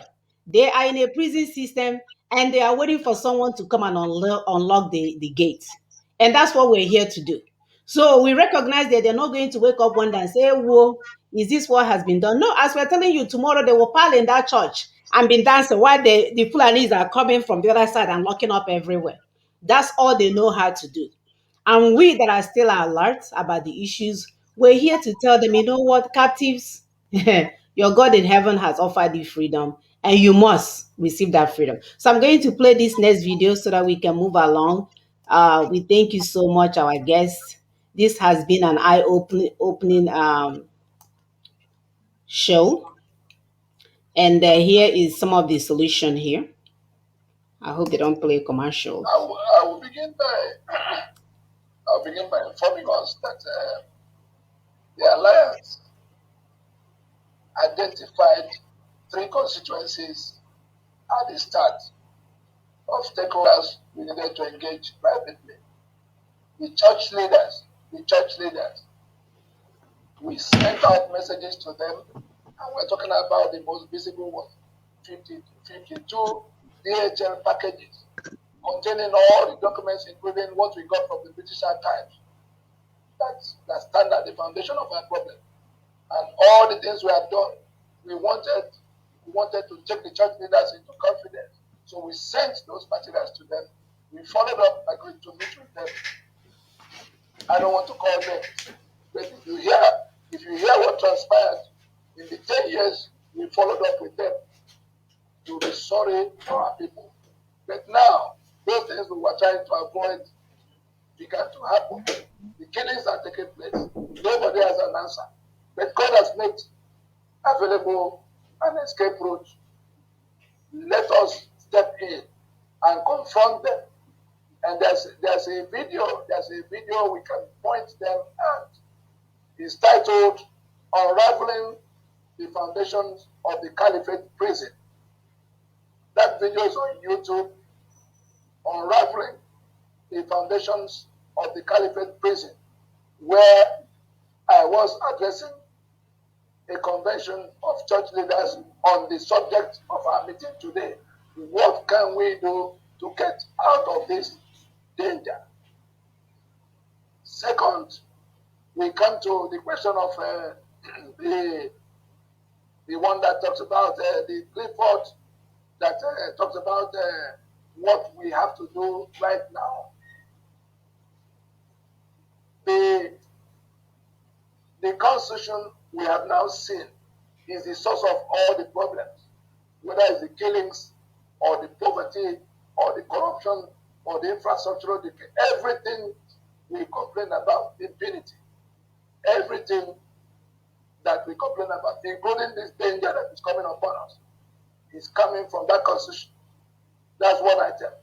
Second item, the life of that constitution is renewed once every 4 years by elections. No other means. Elections. 3, the only people that contest election are political parties. That was what we saw from the Amechi case from Supreme Court. Four, all the political parties in Nigeria subscribe to that constitution. That's why they go to elections under it, even when we are shouting. Finally, whoever wins, whether it's PDP or APC or AGA, any party at all, whoever wins is going to swear to defend and uphold the source of our misery, that constitution. When you put the five together, you will then understand it when we say that the way to start where the populace can come and act now and determine the time frame for when everything will end is to tell the political parties that they must now close shop because there's nothing else they're doing. They're waiting for to become governor, to become senator, or to become contractor, or to become president.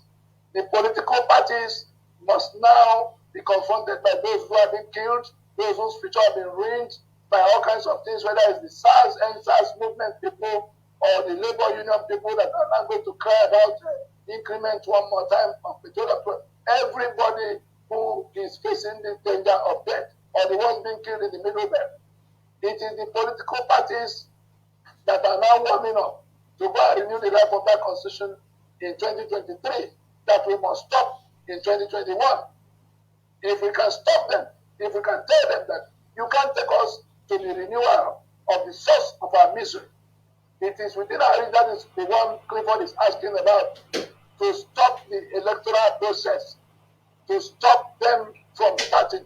It is not boycott that happens at the last minute when you stay away from voting, and then it's already too late because under the arrangements we had, even if it's 10 people that turn up in a constituency of 1,000 people, they will declare a winner. As it is for councillor, as so it is for president, they're going to declare a winner. So what we need to do, what is within our reach to do, get information first, circulate the information as widely as they can go, and get people to join in the task of saving ourselves from this damnation. Because if we can get the political parties to stop, to tell them that, ask them by what constitution will they govern if they win, all of the ones who come to tell you that they're going to perform one miracle or the other to change anything. Will any of them alter the systems? Will any of them dismantle the 68-item executive list under which Dangote is all our assets are seized and given over to people from that part in the Niger Delta? They call it oil block. You seize the oil and gas assets of the people and you allocate it to your own people and you call it oil block. You seize the port of Lagos from which Nigeria takes over 2 trillion. You give half of it to Dangote. He doesn't deal with custom. You seize the limestone of Benue and hand it over to Dangote. He is now to produce cement at no cost to himself, and you call him the richest man in Africa. You have locked down the possibility of refineries. The states can license and supervise, regulate refineries. You lock down the foreign license Dangote to build refineries. Created a monopoly. You build another refinery in the same public. So in all of this, let us tell the political parties that unless there's a already alternative constitutional arrangements that take care of this Sharia is a preliminary question. We are not even going to discuss anything except Sharia is out of the table. So if they come, tell them they have to close shop. Awesome. Thank you for that. All right, Sister April, go ahead.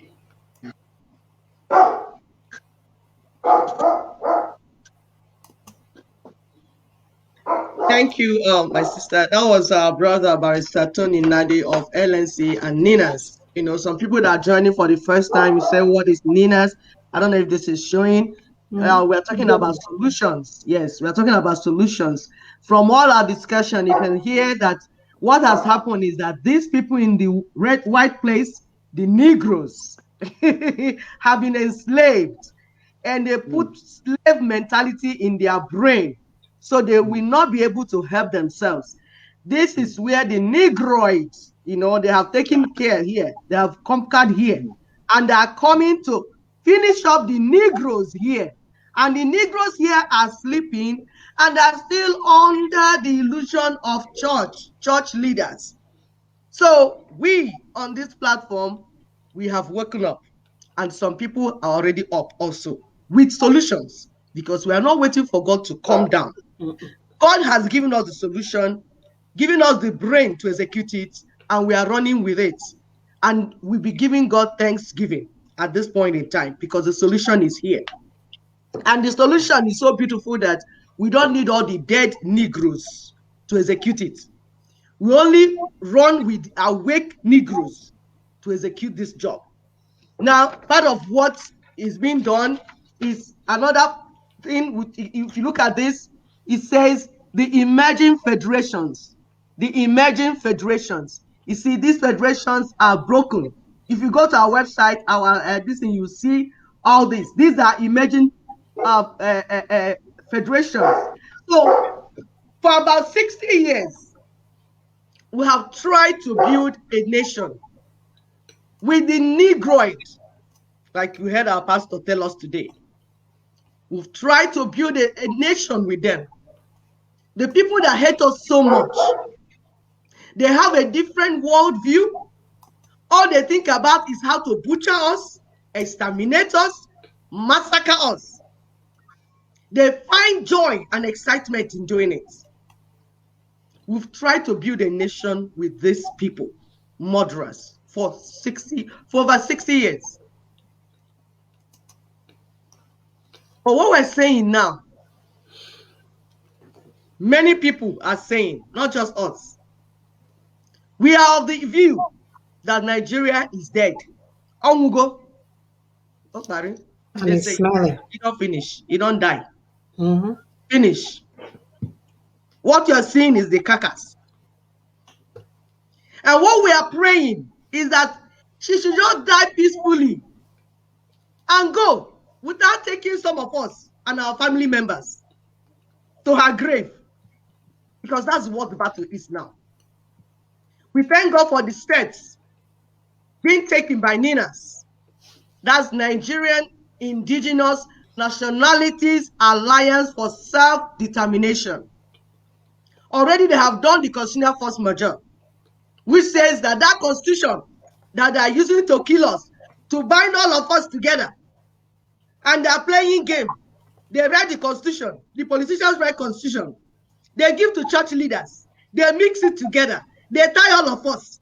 As the politicians and the enemies are killing us, the church leaders are singing song on top of our head. Holy, holy. And then we sleep off. Lullaby. And then they come and massacre us. So we have our reason. Already after the constitutional force majeure, on the 17th of March, we saw the World Press Conference telling the world this is the decision we have made. We, the indigenous peoples, we have made the decision. Then international stakeholders are already on board. They're already aware. We're not scratching our head. The solution is there and we're running with it. So the international stakeholders, those on the side of the Lord, because when we talk of international communities, they have those that are from Lucifer branch and those from God's side. Those from God's side, those on the Lord's side are already on board with us. Now, with what LNC is doing, we have 3 blocks. You can see the 3 blocks here. This is the Middle Belt block. This is Oduduwa block, Yoruba block. And this is the Lower Niger block. Of course, this is the Sharia territory where the Negroids have put their caliphates and are living there, as in they are laying eggs here. But we here, our head is still out small. So there are 3 blocks of alliance. And these 3 blocks collectively are now into transition, because as we are saying, we are moving. We are not begging the Negroid to leave us. We are saying that we are moving because we have the intelligence. Like you can follow the discussion. We invent things. We build things. We know our capacity, but it's just that we have a weakness. And because of our weakness, the Negroid capitalize on our weakness. And they're using it to destroy us. And we are saying no to weakness. No to the weakness. As women, as daughters, as mothers, we are the ones giving birth to the children being killed. We say no to weakness. We are ready. We are now in transition. And that transition is taking us into 2 stages. to officially end this union of death and miseries for our people. We are now in a competition, because that's what we're seeing now. There's a competition between light and darkness, between truth and falsehood. Unfortunately, my people, the Church of Nigeria is on the side of darkness and falsehood and injustice. That's where the leaders, because the leaders, the Christian leaders of Nigeria, are bed partners. They are bed partners with unrighteousness. They are bed partners with political parties. They are bed partners with politicians. They are giving them, they are reading, they are eating. So they are bed partners. And you know, judging from reading Bible, you can see that God himself broke Israel into pieces because Israel failed to uphold righteousness. That's what God did by himself. So that those that are deceiving you with religious sentiments, my people, begin to tell them today to stop it. They should go read their Bible. When Israel refused to uphold righteousness as God said it should be, God scattered them by himself. He broke them into pieces. Broke them into pieces and scattered them all over the world. Say, leave the land. You don't deserve to be here. So we're saying it is time to wake up. Now, on the 17th of March, 2020, we heard, and those that have not watched it, we posted that video in our wall and YouTube. Professor Akintoye openly and strongly spoke about Odua Nation. He spoke about his people. They're here. This one in blue. But from close observation, because you can see, you see that we're trying to tie these things together so that we're almost ending. The Yoruba Nation, they are ready to go. But what we're seeing is that the politicians who are benefiting from Nigeria's corruption still want one Nigeria, while the masses want to go. And we are thinking that it will not continue that way. So coming to you now, Pastor Bosun, you are a Yoruba man. Before you became born again, pastor, all these things that you have done, you were a Yoruba man. That means you are from the side of Odua Nation. We can see that Odua people are getting set to move. We can see their youths working with their elders, which is the right thing to do. Youths have energy, but elders have experience and wisdom. So they are working together. That's what we know that they're ready. When you see youths working with their elders, you know that those youths are ready for freedom. So do you foresee in the near future where these people that have refused, these political elites in Yoruba land, because like you said, it's not the Fulani that is in the north, in Aso Rock, that is stopping Yoruba Nation. It's the political elites living in Yoruba land, calling themselves Yorubas, while the Yoruba masses are dying. Do you see the possibility of the Yoruba masses turning against their political leaders, their traditional leaders, and even their church leaders? Do you see something like that coming? Please tell us about it, and then also talk about the Christians in other blocks, that are still sleeping in one Nigeria. Please wrap them up. I know it's too much, but try, please, sir. Thank you. No, it's okay. It's no problem. First, let me apologize for my dog. I didn't know that his usual noise making got into the program. Sorry about that. The situation in the southwest in Yoruba land concerning this issue is very clear. I've tried to sample opinions from our people and from some leaders that I could talk to, including leader of Islam in Yoruba land. I tried to find out what exactly are we doing. The decision has been taken, and that is the Yoruba people want to leave. Now, that is the decision. That's what I don't know what will happen tomorrow. You know. Oh, sorry again. It's starting.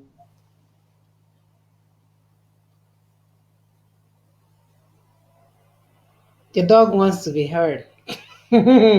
He's seeing something in the spiritual realm that Exactly. is You about know to dogs, they go see down. well. It's going down, people. It's Yeah. going down.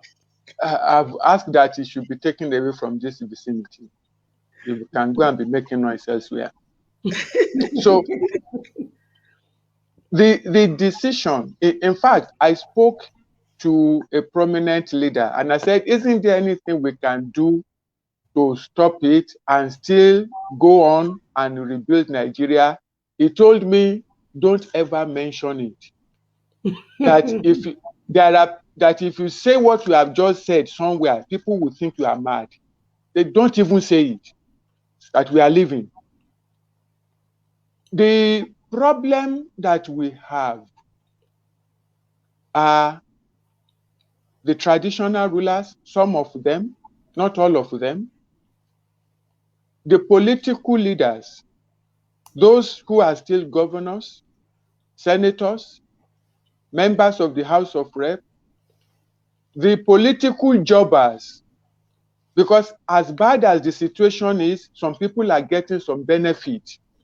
Of course. And being Negroes, so long as they get something out of it, they don't see anything wrong with it. Right. Okay? They only believe something is wrong the day they throw them out. That's the day they start abusing them.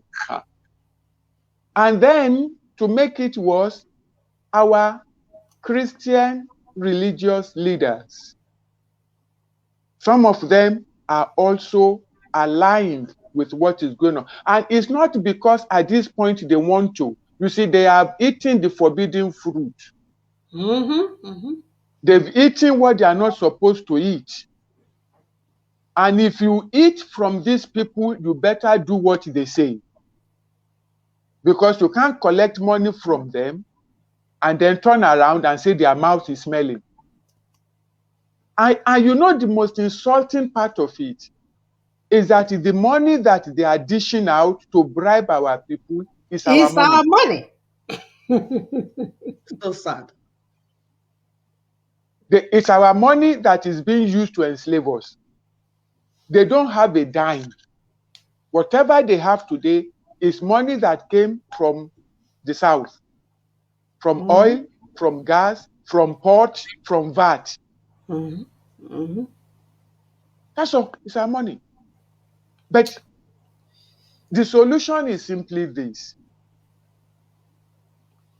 And the Yoruba people have said it openly.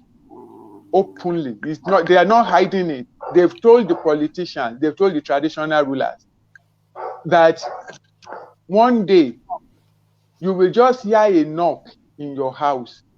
Say, don't worry, in the middle of the night you will hear a knock. Say, don't worry yourself. It is not Fulani. It is us. It is us, the youth of Yoruba land. We will beat you silly. And some of you will kill you because you are the one who is causing problem for us now. Absolutely. So we are getting to a point in which there is going to be a rising against the Yoruba leadership. If they don't move as fast as the people want. What is restraining them is that the likes of Professor Banji Akintoye has now given them a timetable. So long as that timetable is running, nobody will do anything rash. They waited for the 90 days. They didn't do anything rash. They won't do anything. They have a timetable. After the 90 days, they were told, we are giving 30 days to consult with the leaders, so for the next 30 days, they won't do anything. They will wait. After that, I don't know what will happen. But one thing that I know, except a miracle occurs, except the Negroid race, they receive a dose of common sense and realize that Nigeria can never be Africa can never be an Islamic continent, and Nigeria will not allow itself to be Fulanized and Arabized. If they agree and they say, okay, all of you say you want to go, all right, forget all this agitation. Let's go back to 1963 Constitution. We will restructure. We will do this. We will do that. Yes, maybe the situation may now change, and people may now say, okay, let's review this. But I don't see that even happening. And the reason why I don't see it happening is that they have invested so much into this caliphate project. To now turn back at this point and say they are not going ahead with it, the Arabs will not agree. So we just have to wait and give it time. One hopes that the leaders in the Southwest, the political leaders, the traditional leaders, as well as the religious leaders, all of them will see where their people want to go. And they will say, you better flow with the wind and flow with the tide, rather than flow against the tide. Just go with the current as it is going. Then everybody turns and say, yes, we are all going. But if they don't do that, you know the way the Yoruba people work, because they are so tolerant, because they are so accommodating, they don't get angry very quickly. They are so tolerant to a fault. They will keep accommodating. But the day they say, it's enough. Shemo, otoge, shemo. They are not doing. Now, when they say no like that, they are not going to start with fighting the Fulani. Fulani is not their problem. They will start with their leaders, because they will hold their leaders responsible.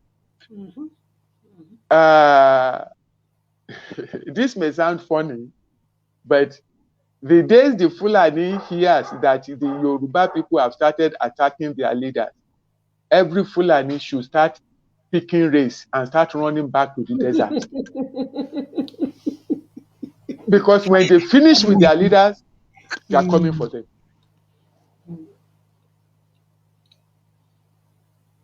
Over to you. Wow. Outstanding news. We are glad that you made this clear, because some people were using what we did on March the 17th to minimize where we are going with this. What they don't know, like you say, if you don't go with the tide will take you with it.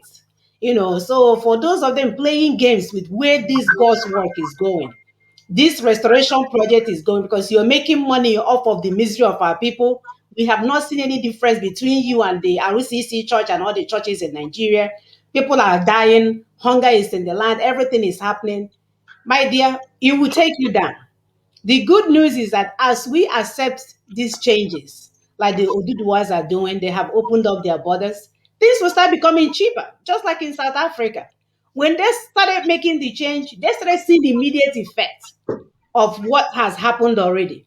Yeah. Soon you will find out that rice will be coming in from Benin Republic, which are typically Yorubas before some colonial master divided them for their own good. You will see that things will begin to, somebody is intentionally holding you down. And you're speaking fine English, trying to maintain your reputation. You're trying to keep your cool. You're trying to, whatever you guys are doing there, I don't want to be part of it because I'm on the other side of reputation. My dear, you don't even know what's coming for you. You don't even have a clue what's coming. Tsunami is coming to Africa, Nigeria in particular. Tsunami is coming. So if you are in the war of tsunami, you know how you will end. So get ready for your burial. For those of you that are playing games with this, go and mark. I don't even know if you'll be able to get burial, because the fish may eat you, actually, right? The shark may eat you. We are not playing here. No. We're not playing. Go ahead, sisters. No, we're not playing. And thank God, thank our viewers. So you heard when our daddy mentioned the 30 days for the politicians in these regions. We are not talking the ones here or the Negroids. We are talking of the politicians in this purple area, Middle West Block. You see this blue area, the politicians here, the elected officials, and the ones here. You have 30 days to consult with the people. Because where this is going is that this region, these blocks, they've been told now to go and make sure of their maps. Sorry, is it coming from me? Okay. The maps, your own map. You see, this map is clear. It's not something that is blurry. It's broken already. It's clear. So the map, and then the what's the second one, sisters? They should get their map, and then your constitution ready, the constitution of your region. Now, for people in this purple place and in this brown place, that's the middle belt and lower Niger block, because we have nationalities, other sub-nationalities in those areas. You're not going straight to constitution making. You're going to charter of relationship. And as we speak, that is ongoing already. That charter of relationship is being put in place. Because the charter of relationship will say, this is my neighbor, this is where I start, this is where I stop, this is how we're going to relate. You know, like the way nations are supposed to be built. So that we're not going to start fighting. Those that are thinking that we start fighting ourselves, we are not fighting ourselves. We are taking our time to cross all the T's and dot all the I's. The Yorubas are moving faster because it's mainly one ethnic region. Homogeneous, because somebody was asking, what about the Igbos? What are the Igbos doing? And as rightly explained, the charter of relationship is what we are doing right now, where an Ijaw person is an Ijaw in his own land, an Ogoni is an Ogoni in his own land, an Efik, Anang, we are who we are in our own small tiny territory. The Yorubas have one language. They are homogeneous. They understand themselves. They are acting at the same speed. And that is why it's as if they are in the forefront. So for those that are asking that question, we are doing that charter, trying to discuss what an Ogoni man wants versus what an Efik man wants. Not somebody coming to tell us that we are all Biafran, forming Biafran nation, forming some, come and tell me what, no, we're not into that. So an Ogoni will tell you what Ogoni wants. An Efik will tell you what an Efik wants. So that's where we are right now with the lower Niger block. And that's why we're calling it lower Niger, because I had somebody call me 2 days ago and was asking, what are the Igbos doing differently? And why are we using lower Niger? The lower Niger block is part of the south, and southeast. So it's not just the Igbo man coming to overshadow you. No. The Igbo man is not coming to tell you what to do. The Igbo man is in his own corner. The Efik man is in his own corner, and that is why the charter of relationship is important. Yorubas are at the forefront because they are homogeneous. They have one goal. It has been said, and and for those that said, "Oh, if Yoruba go, what happens?"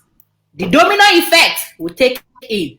So, Sister Ife, sorry to cut you. Of course, thank you so much, Sister Augusta. So, the Igbo man that is asking, what will you do? Igbo man, you are Igbo nation. You are Igbo nation in lower Niger block. You're not going to German's land to take his land. You're not going to Efik man to take his land. So if you're Igbo man, start coming yourself together. You, the Igbos, bring yourself together, because you will decide whether you want to be in a federation in lower Niger block. That lower Niger block, that lower Niger federation, this place that we are talking about is a whole place. The Igbo people, that are just like 5 states inside here. So bring yourself together. As the Ijaw man is gathering himself together, as the Shekiri man is gathering himself together, then we decide what we will call the federation. We will vote and decide what we will answer. Everything is democratic. Now, the next thing that we do, the third one, is referendums. You hear I said referendums. I didn't say one national referendum. No.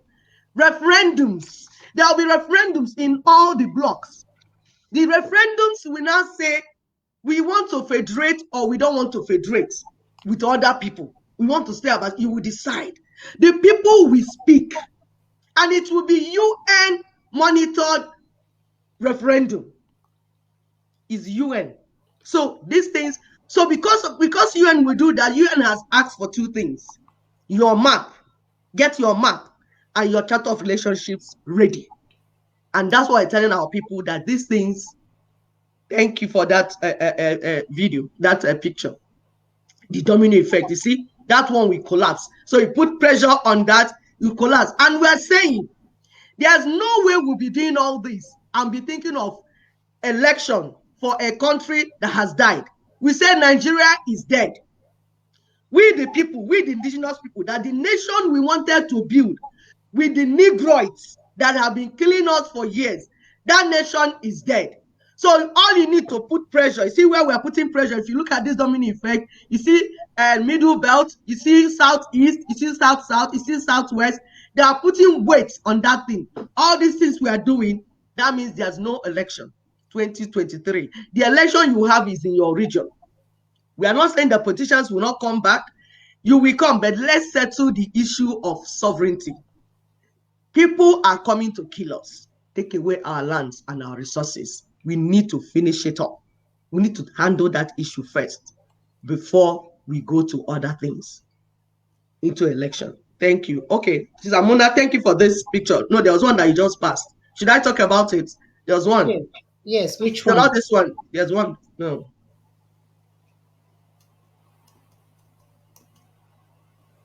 No, go front again. Is this type, but it's a different type. I can't even see you. Let's see where you are. What are you showing Okay, me? go back front. Go back front. Go Once you think back, I go tell back. you.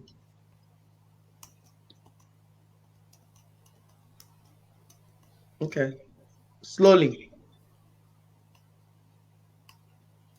Okay, Yes, yes. yes. Can you enlarge it? Viewers, please, I want you to look at this. You see, when God is fighting, when there's darkness in the land, what God does is to introduce light. That's all. Because once light comes, darkness will disappear. Darkness and light, they don't contend. All you need to do when there's darkness in the land is to introduce light. And the more light you shine, the more darkness will shrink. The same thing with righteousness and wickedness. When there's wickedness in the land, when there is unrighteousness in the land, what you will do is to plant righteousness, water righteousness, it will expand. And when we say righteousness, we're not saying that thing that people like say, love your neighbor as yourself. So if you see Fulani, you gotta love him and marry him. That's not what we're saying, please. We are talking of you, you're righteous, you. Stop killing your brother. You. Get ready to serve God. Now, imagine in these brown parts that you plant righteousness there. You see, with the trees going up, what is under it? That's the Atlantic Ocean.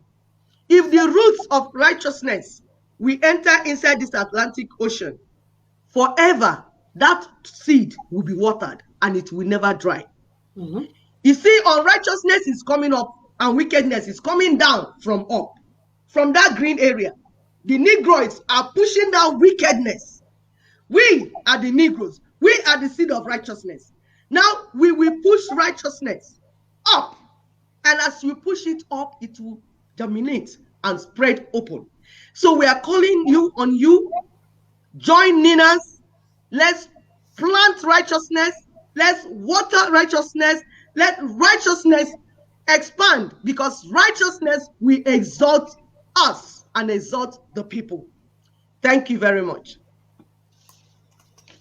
Thank you so much. Wow. Sister, What a let's allow some questions if we have viewers that want to call in. what a wonderful show today. Pastor, how do you feel? We know we've taken most of your time. Do you want us to allow questions? Because I'm telling you, people are dying. Like, I think everybody on this platform, they've been looking for you just like we've been looking for you. You can see the comments, how happy they are. So I don't know if you have the time to take few calls or comments or whatever, an address, or you because I know you're time bound with a lot of things going on. So, what do you It's think? okay. It's okay. It's okay. Okay. We take All right, we callers. take So it. as usual, our phone number is posted on the platform, and I'm gonna go ahead and repeat it. It's +1 774 338 0942, +1 774 338 0942. You can call that number as a regular number, or you can also reach us via WhatsApp number on it. So yeah, this is a good time to call to talk to Pastor Bansu. But what we Bosu, what we are waiting for you guys to call, Pastor. Is there anything else you would like to add? Because we know we sort of cut you short in some of the things that you wanted to say.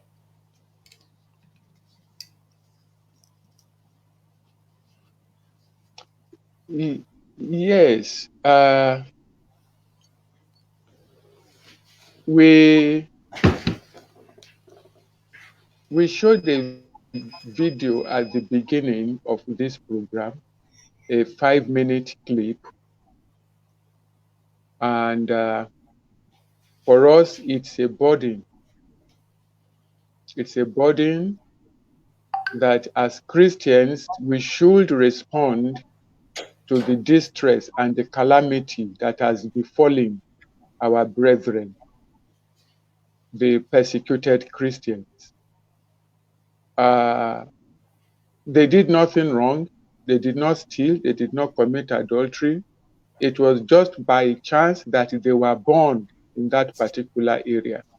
If any of us was born in that particular area, we also will have suffered the same kind of distress.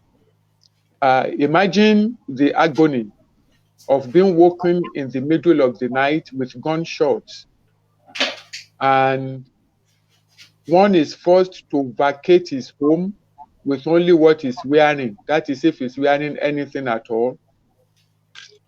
And some of them, as they were going, members of their families were being killed. Imagine the agony of being driven out of one's house with all your property, all your life savings, everything that makes you a person. You have to leave everything behind and run for your life into the bush, into the mountains. So we have thousands upon thousands of internally displaced persons. The United Nations says that they should not be called refugees because they are still within their countries, that they will only become refugees if they cross the border, that inside the country they are internally displaced persons. They are refugees because they've been driven from their home. Mm-hmm. In Benue, we counted 22 IDP camps. On one camp alone, there were over 36,000 victims there, and there are 22 in Benue State. In Taraba, we counted over 46 IDP camps. In Borno State, you don't even count IDP camps because they've all fled. They've taken over. The local government that remains to be completely taken over is Gwoza, and Boko Haram has taken over 80% of Gwoza and is fighting for the remaining 20%. Christians are killed, they are massacred. In addition, our young Christian girls are just abducted.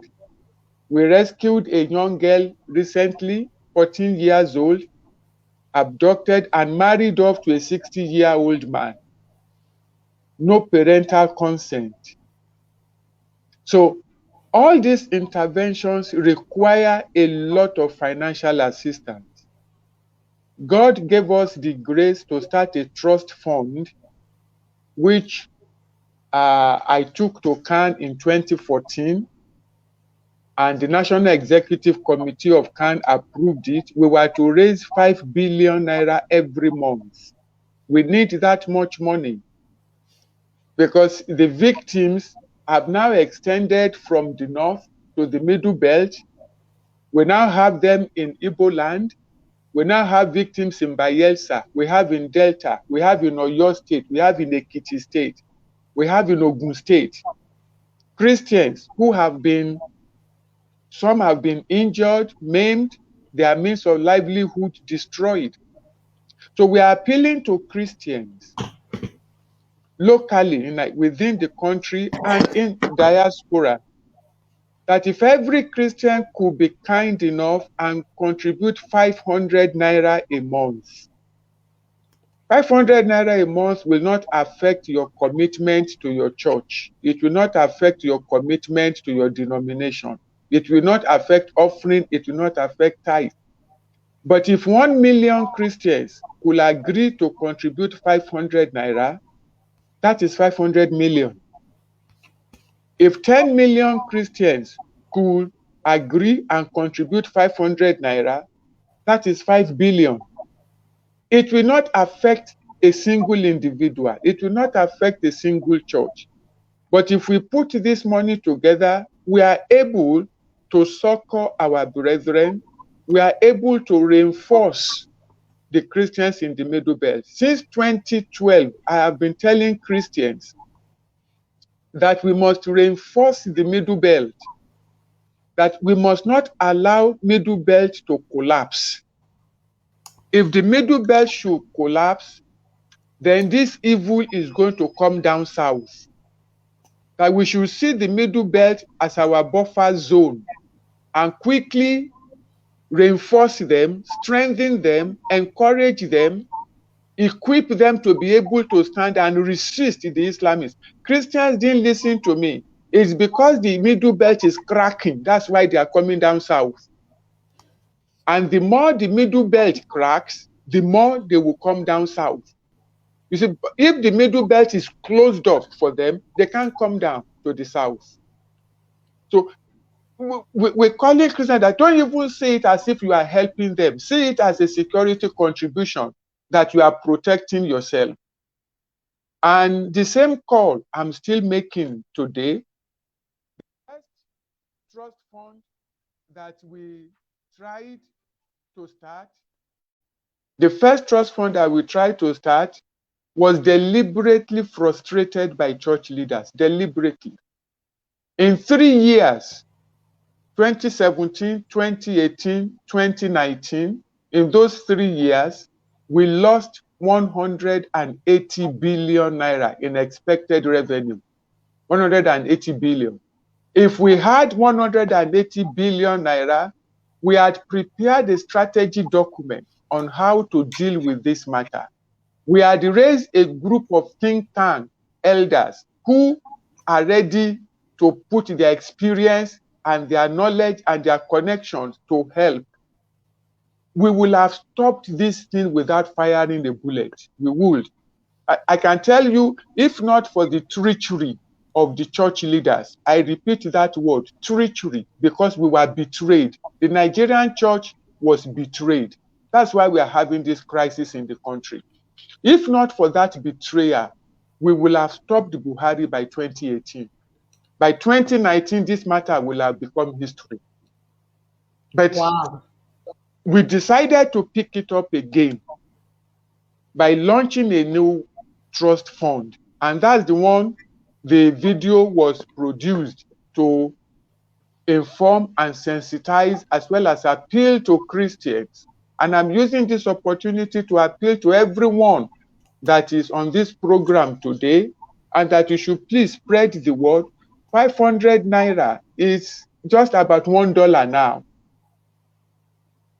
And for those who are abroad, it's just about $1. It's less than €1. It's less than £1 now.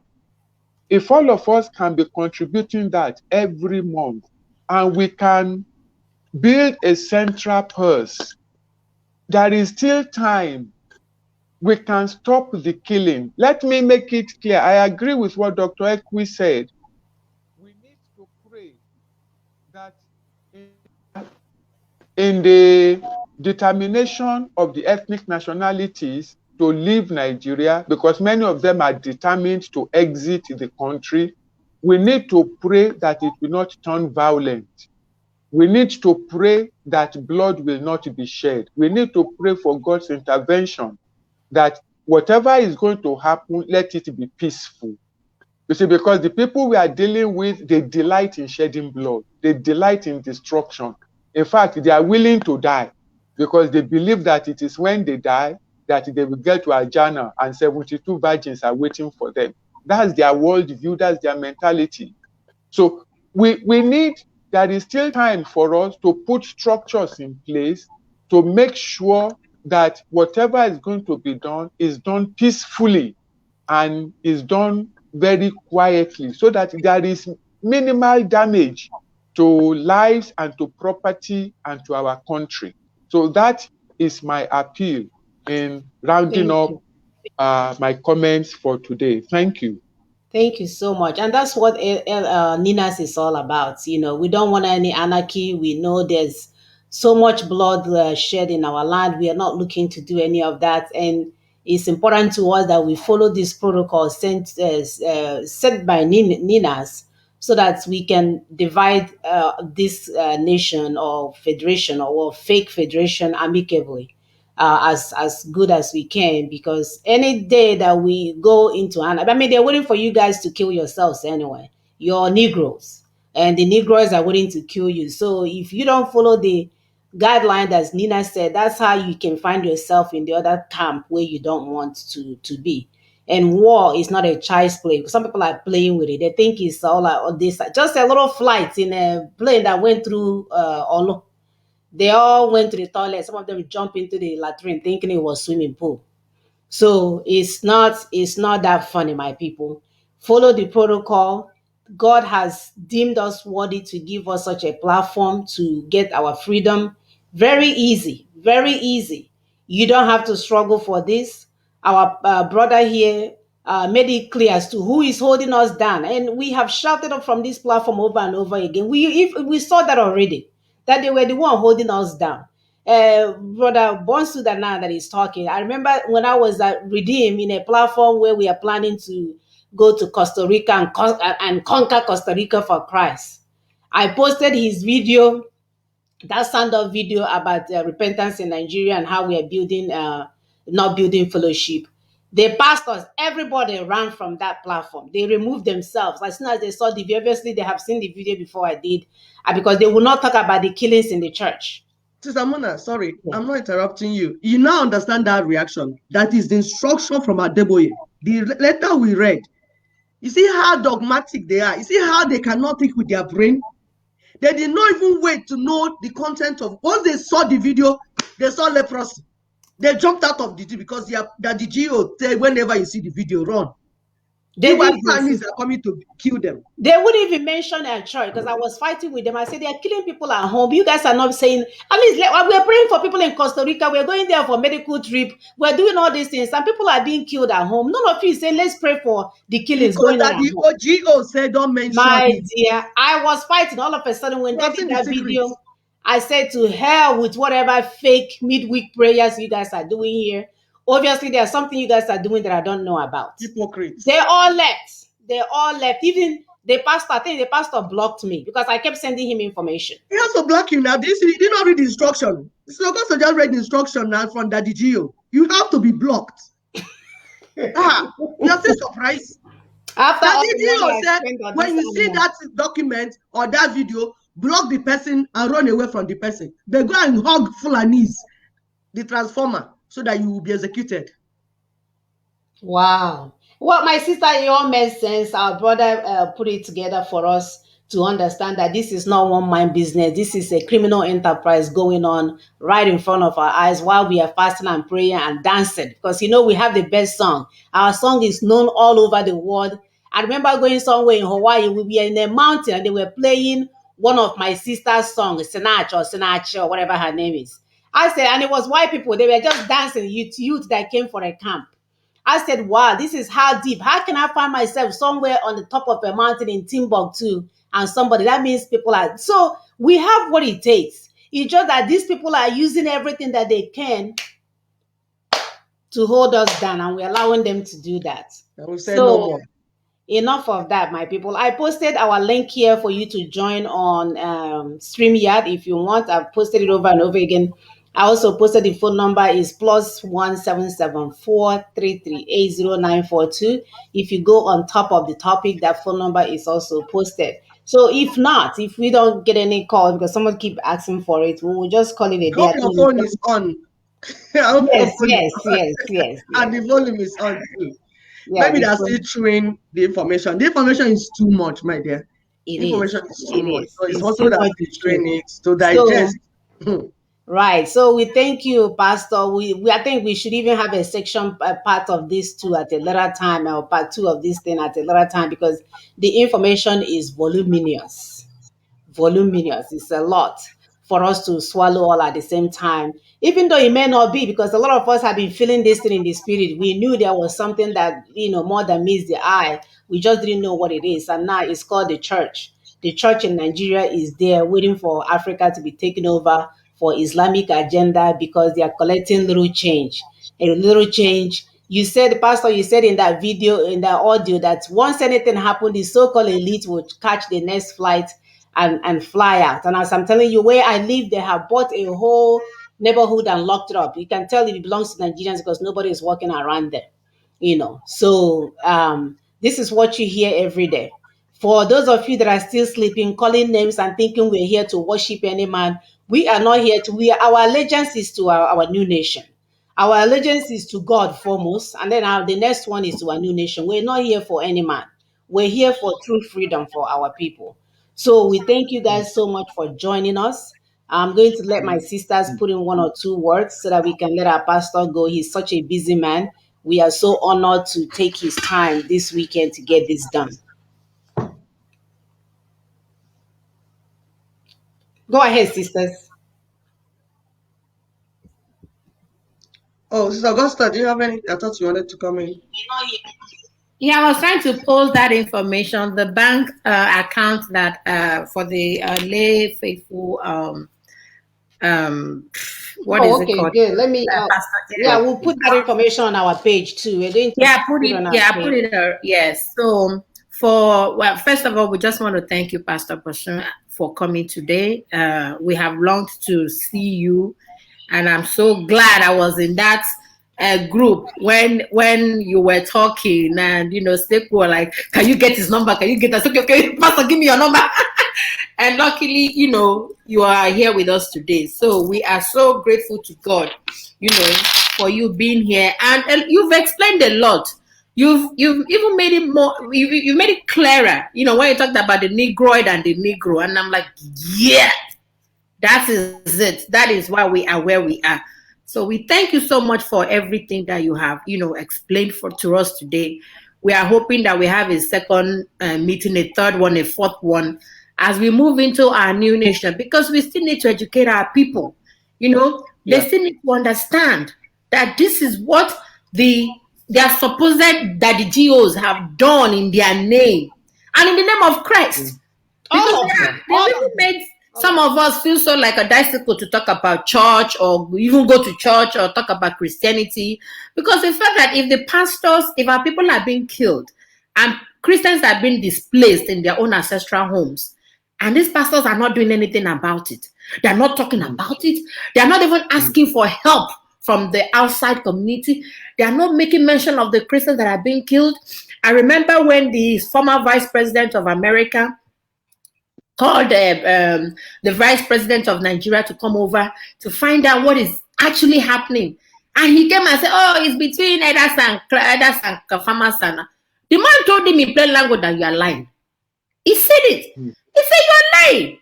The Christians have been killed, and you cannot even, as a pastor, as a lawyer, as a son, and all the bobo degrees that he has, he couldn't even tell the truth. That is his own people that have been killed. It's his Christian brothers and sisters that have been killed. It's the people that is pastoring over that have been killed. we have a Instead, he said call. it's farmers, We have a farmers and call, others. Sister Oh, we have Augusta. a call. Yeah, go ahead. Sorry, sister. People like to wait to the last minute. Okay, Last call. minute call. Yeah. Caller, go ahead. Hello? Yes. Can you hear me? Yes, we can. Yes, this is Dr. Iguala calling from Canada. Good day, Dr. Iguala. I'm just following the program for the first time. I cannot believe what you girls are doing. I'm so impressed. I'm so delighted. Thank you. Yes, I'm very much impressed. When did you start doing this? Right. So how long have you guys been doing this? we've been on for 2 years. it's been a while now. So but we have a wonderful guest on the show. I was hoping that you will have a nice question for him because the man is well loaded with information for our freedom. That is the professor? Yeah, that's the pastor, the pastor Bosu. Yes. This is so wonderful. Thank you. Where are you guys based? Are you based in the United States or where? Yeah, we are based in the United States. We'll give you a call back. We are about to end the show. Okay, we'll call you. Please help us to share the video. You have my number? Yes, I have your number. Okay. Okay, thank you. Thank you. So, right. So, we are not even here for thanking. We just want freedom, freedom, freedom. Let freedom ring from the east, west, everywhere side so that we can go home. Our people have suffered for so long and people are playing games. They think it's about popularities. They think it's about fake news. They think it's about photoshopping. They think it's about collecting money for our people. And we mothers are sick of it, sick of it, sick of it. We're not here for popularity contest. For those of you asking, oh, how many people are watching? If we can get that 7,000 men of remnants left in our land to wake up, we will go home. So we don't need to have 1 million followers of people that are lost in the wilderness. We're looking for the true followers, the remnants, so that we can get to our final destination. So, Sister Augusta, please go ahead and finish up. Yeah, so as I was saying earlier, and we also thank that caller. We pray you could share. Go to YouTube. We are there. We have old videos. You can review all the old videos. Twitter, yeah. So we're everywhere. So I just want to reiterate the Pastor Bosu's is the name of the account is Christian Social Movement of Nigeria, and it is Zenith Bank, and the account number is 101-413-8350. Please, our people, it's just $1. Those of you in America, it's just $1 or $1.50. That's all you needed to donate. And you can do that every month. Maybe you just write them $20, it will cover the entire year. So it's not too much because $1, that's just what they need every month to help the IDP. If you all have seen these IDP people, you would cry. People that are internally displaced in their own ancestral home, if you see the videos, they don't have where to poop. They don't have where to shower. The clothes, like there was one woman that they showed for the past 3 years, the same clothes that when she left her village. That is what she's still wearing. And somebody said we are not at war yet. You remember that guy from America, from UK? He said Nigeria is not at war yet. I said, okay, this is not war yet. What kind of war are we even talking about? And according to that woman, her entire family, she doesn't know where they are. They've been killed. So she's in the IDP camp. If you see where they go to poop, children and adults and brand new babies, camp, like a camp. Refugee camp. They should call it refugee camp. Refugee camp. And we have a government. We don't have government now. Don't go take us back there, please. We are moving forward. Okay. Of course, we know we don't have government. And we don't even have any constitution anymore. Yeah. So for those that are thinking that we have constitution, no, we don't have constitution anymore. So Biko, please, $1.50 is all you need to contribute on a monthly basis for this. Just write us $20 and that should cover an entire year. So that this money can go a long way.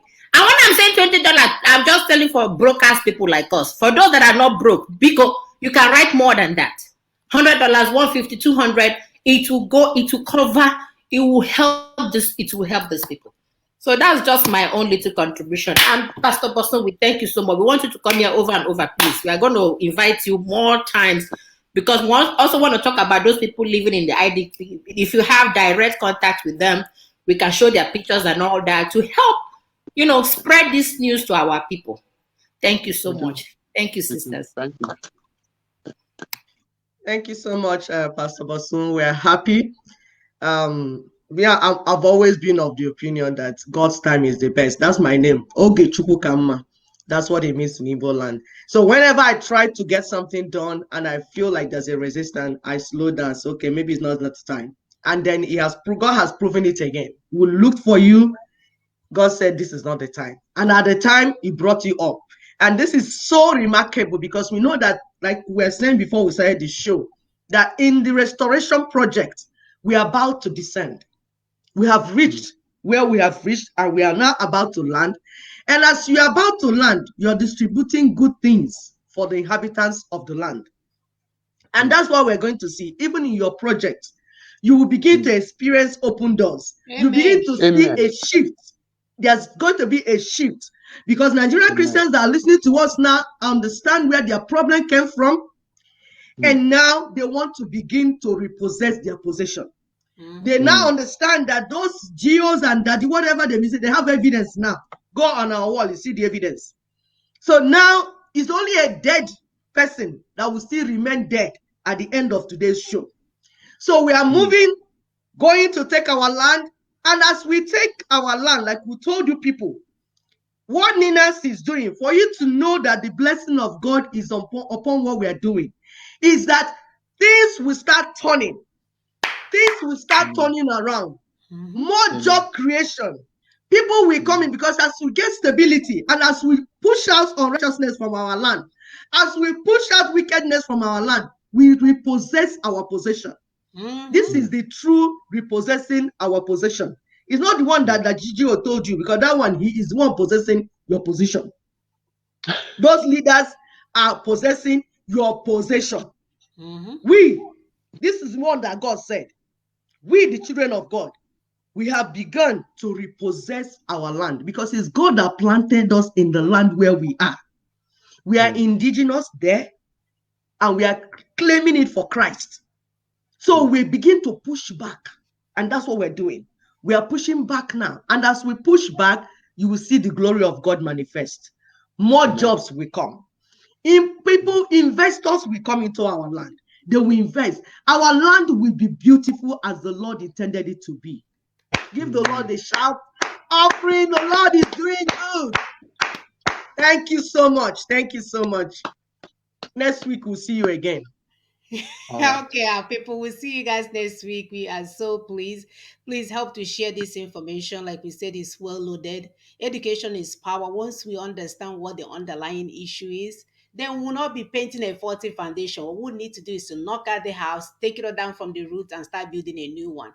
So that's what we have done here today at this show, to show you guys where the faulty foundations are so that we can begin to identify them, deal with them accordingly, and we can get to our destination before we know it. So we appreciate you guys so much. Thank you so much. Help us to share. We know that some people are throwing tantrum about what we are doing, but God has taken position. And again, if you're in our way, you will become part of the collateral damage for the tsunami that is coming. Have a good day. Bye.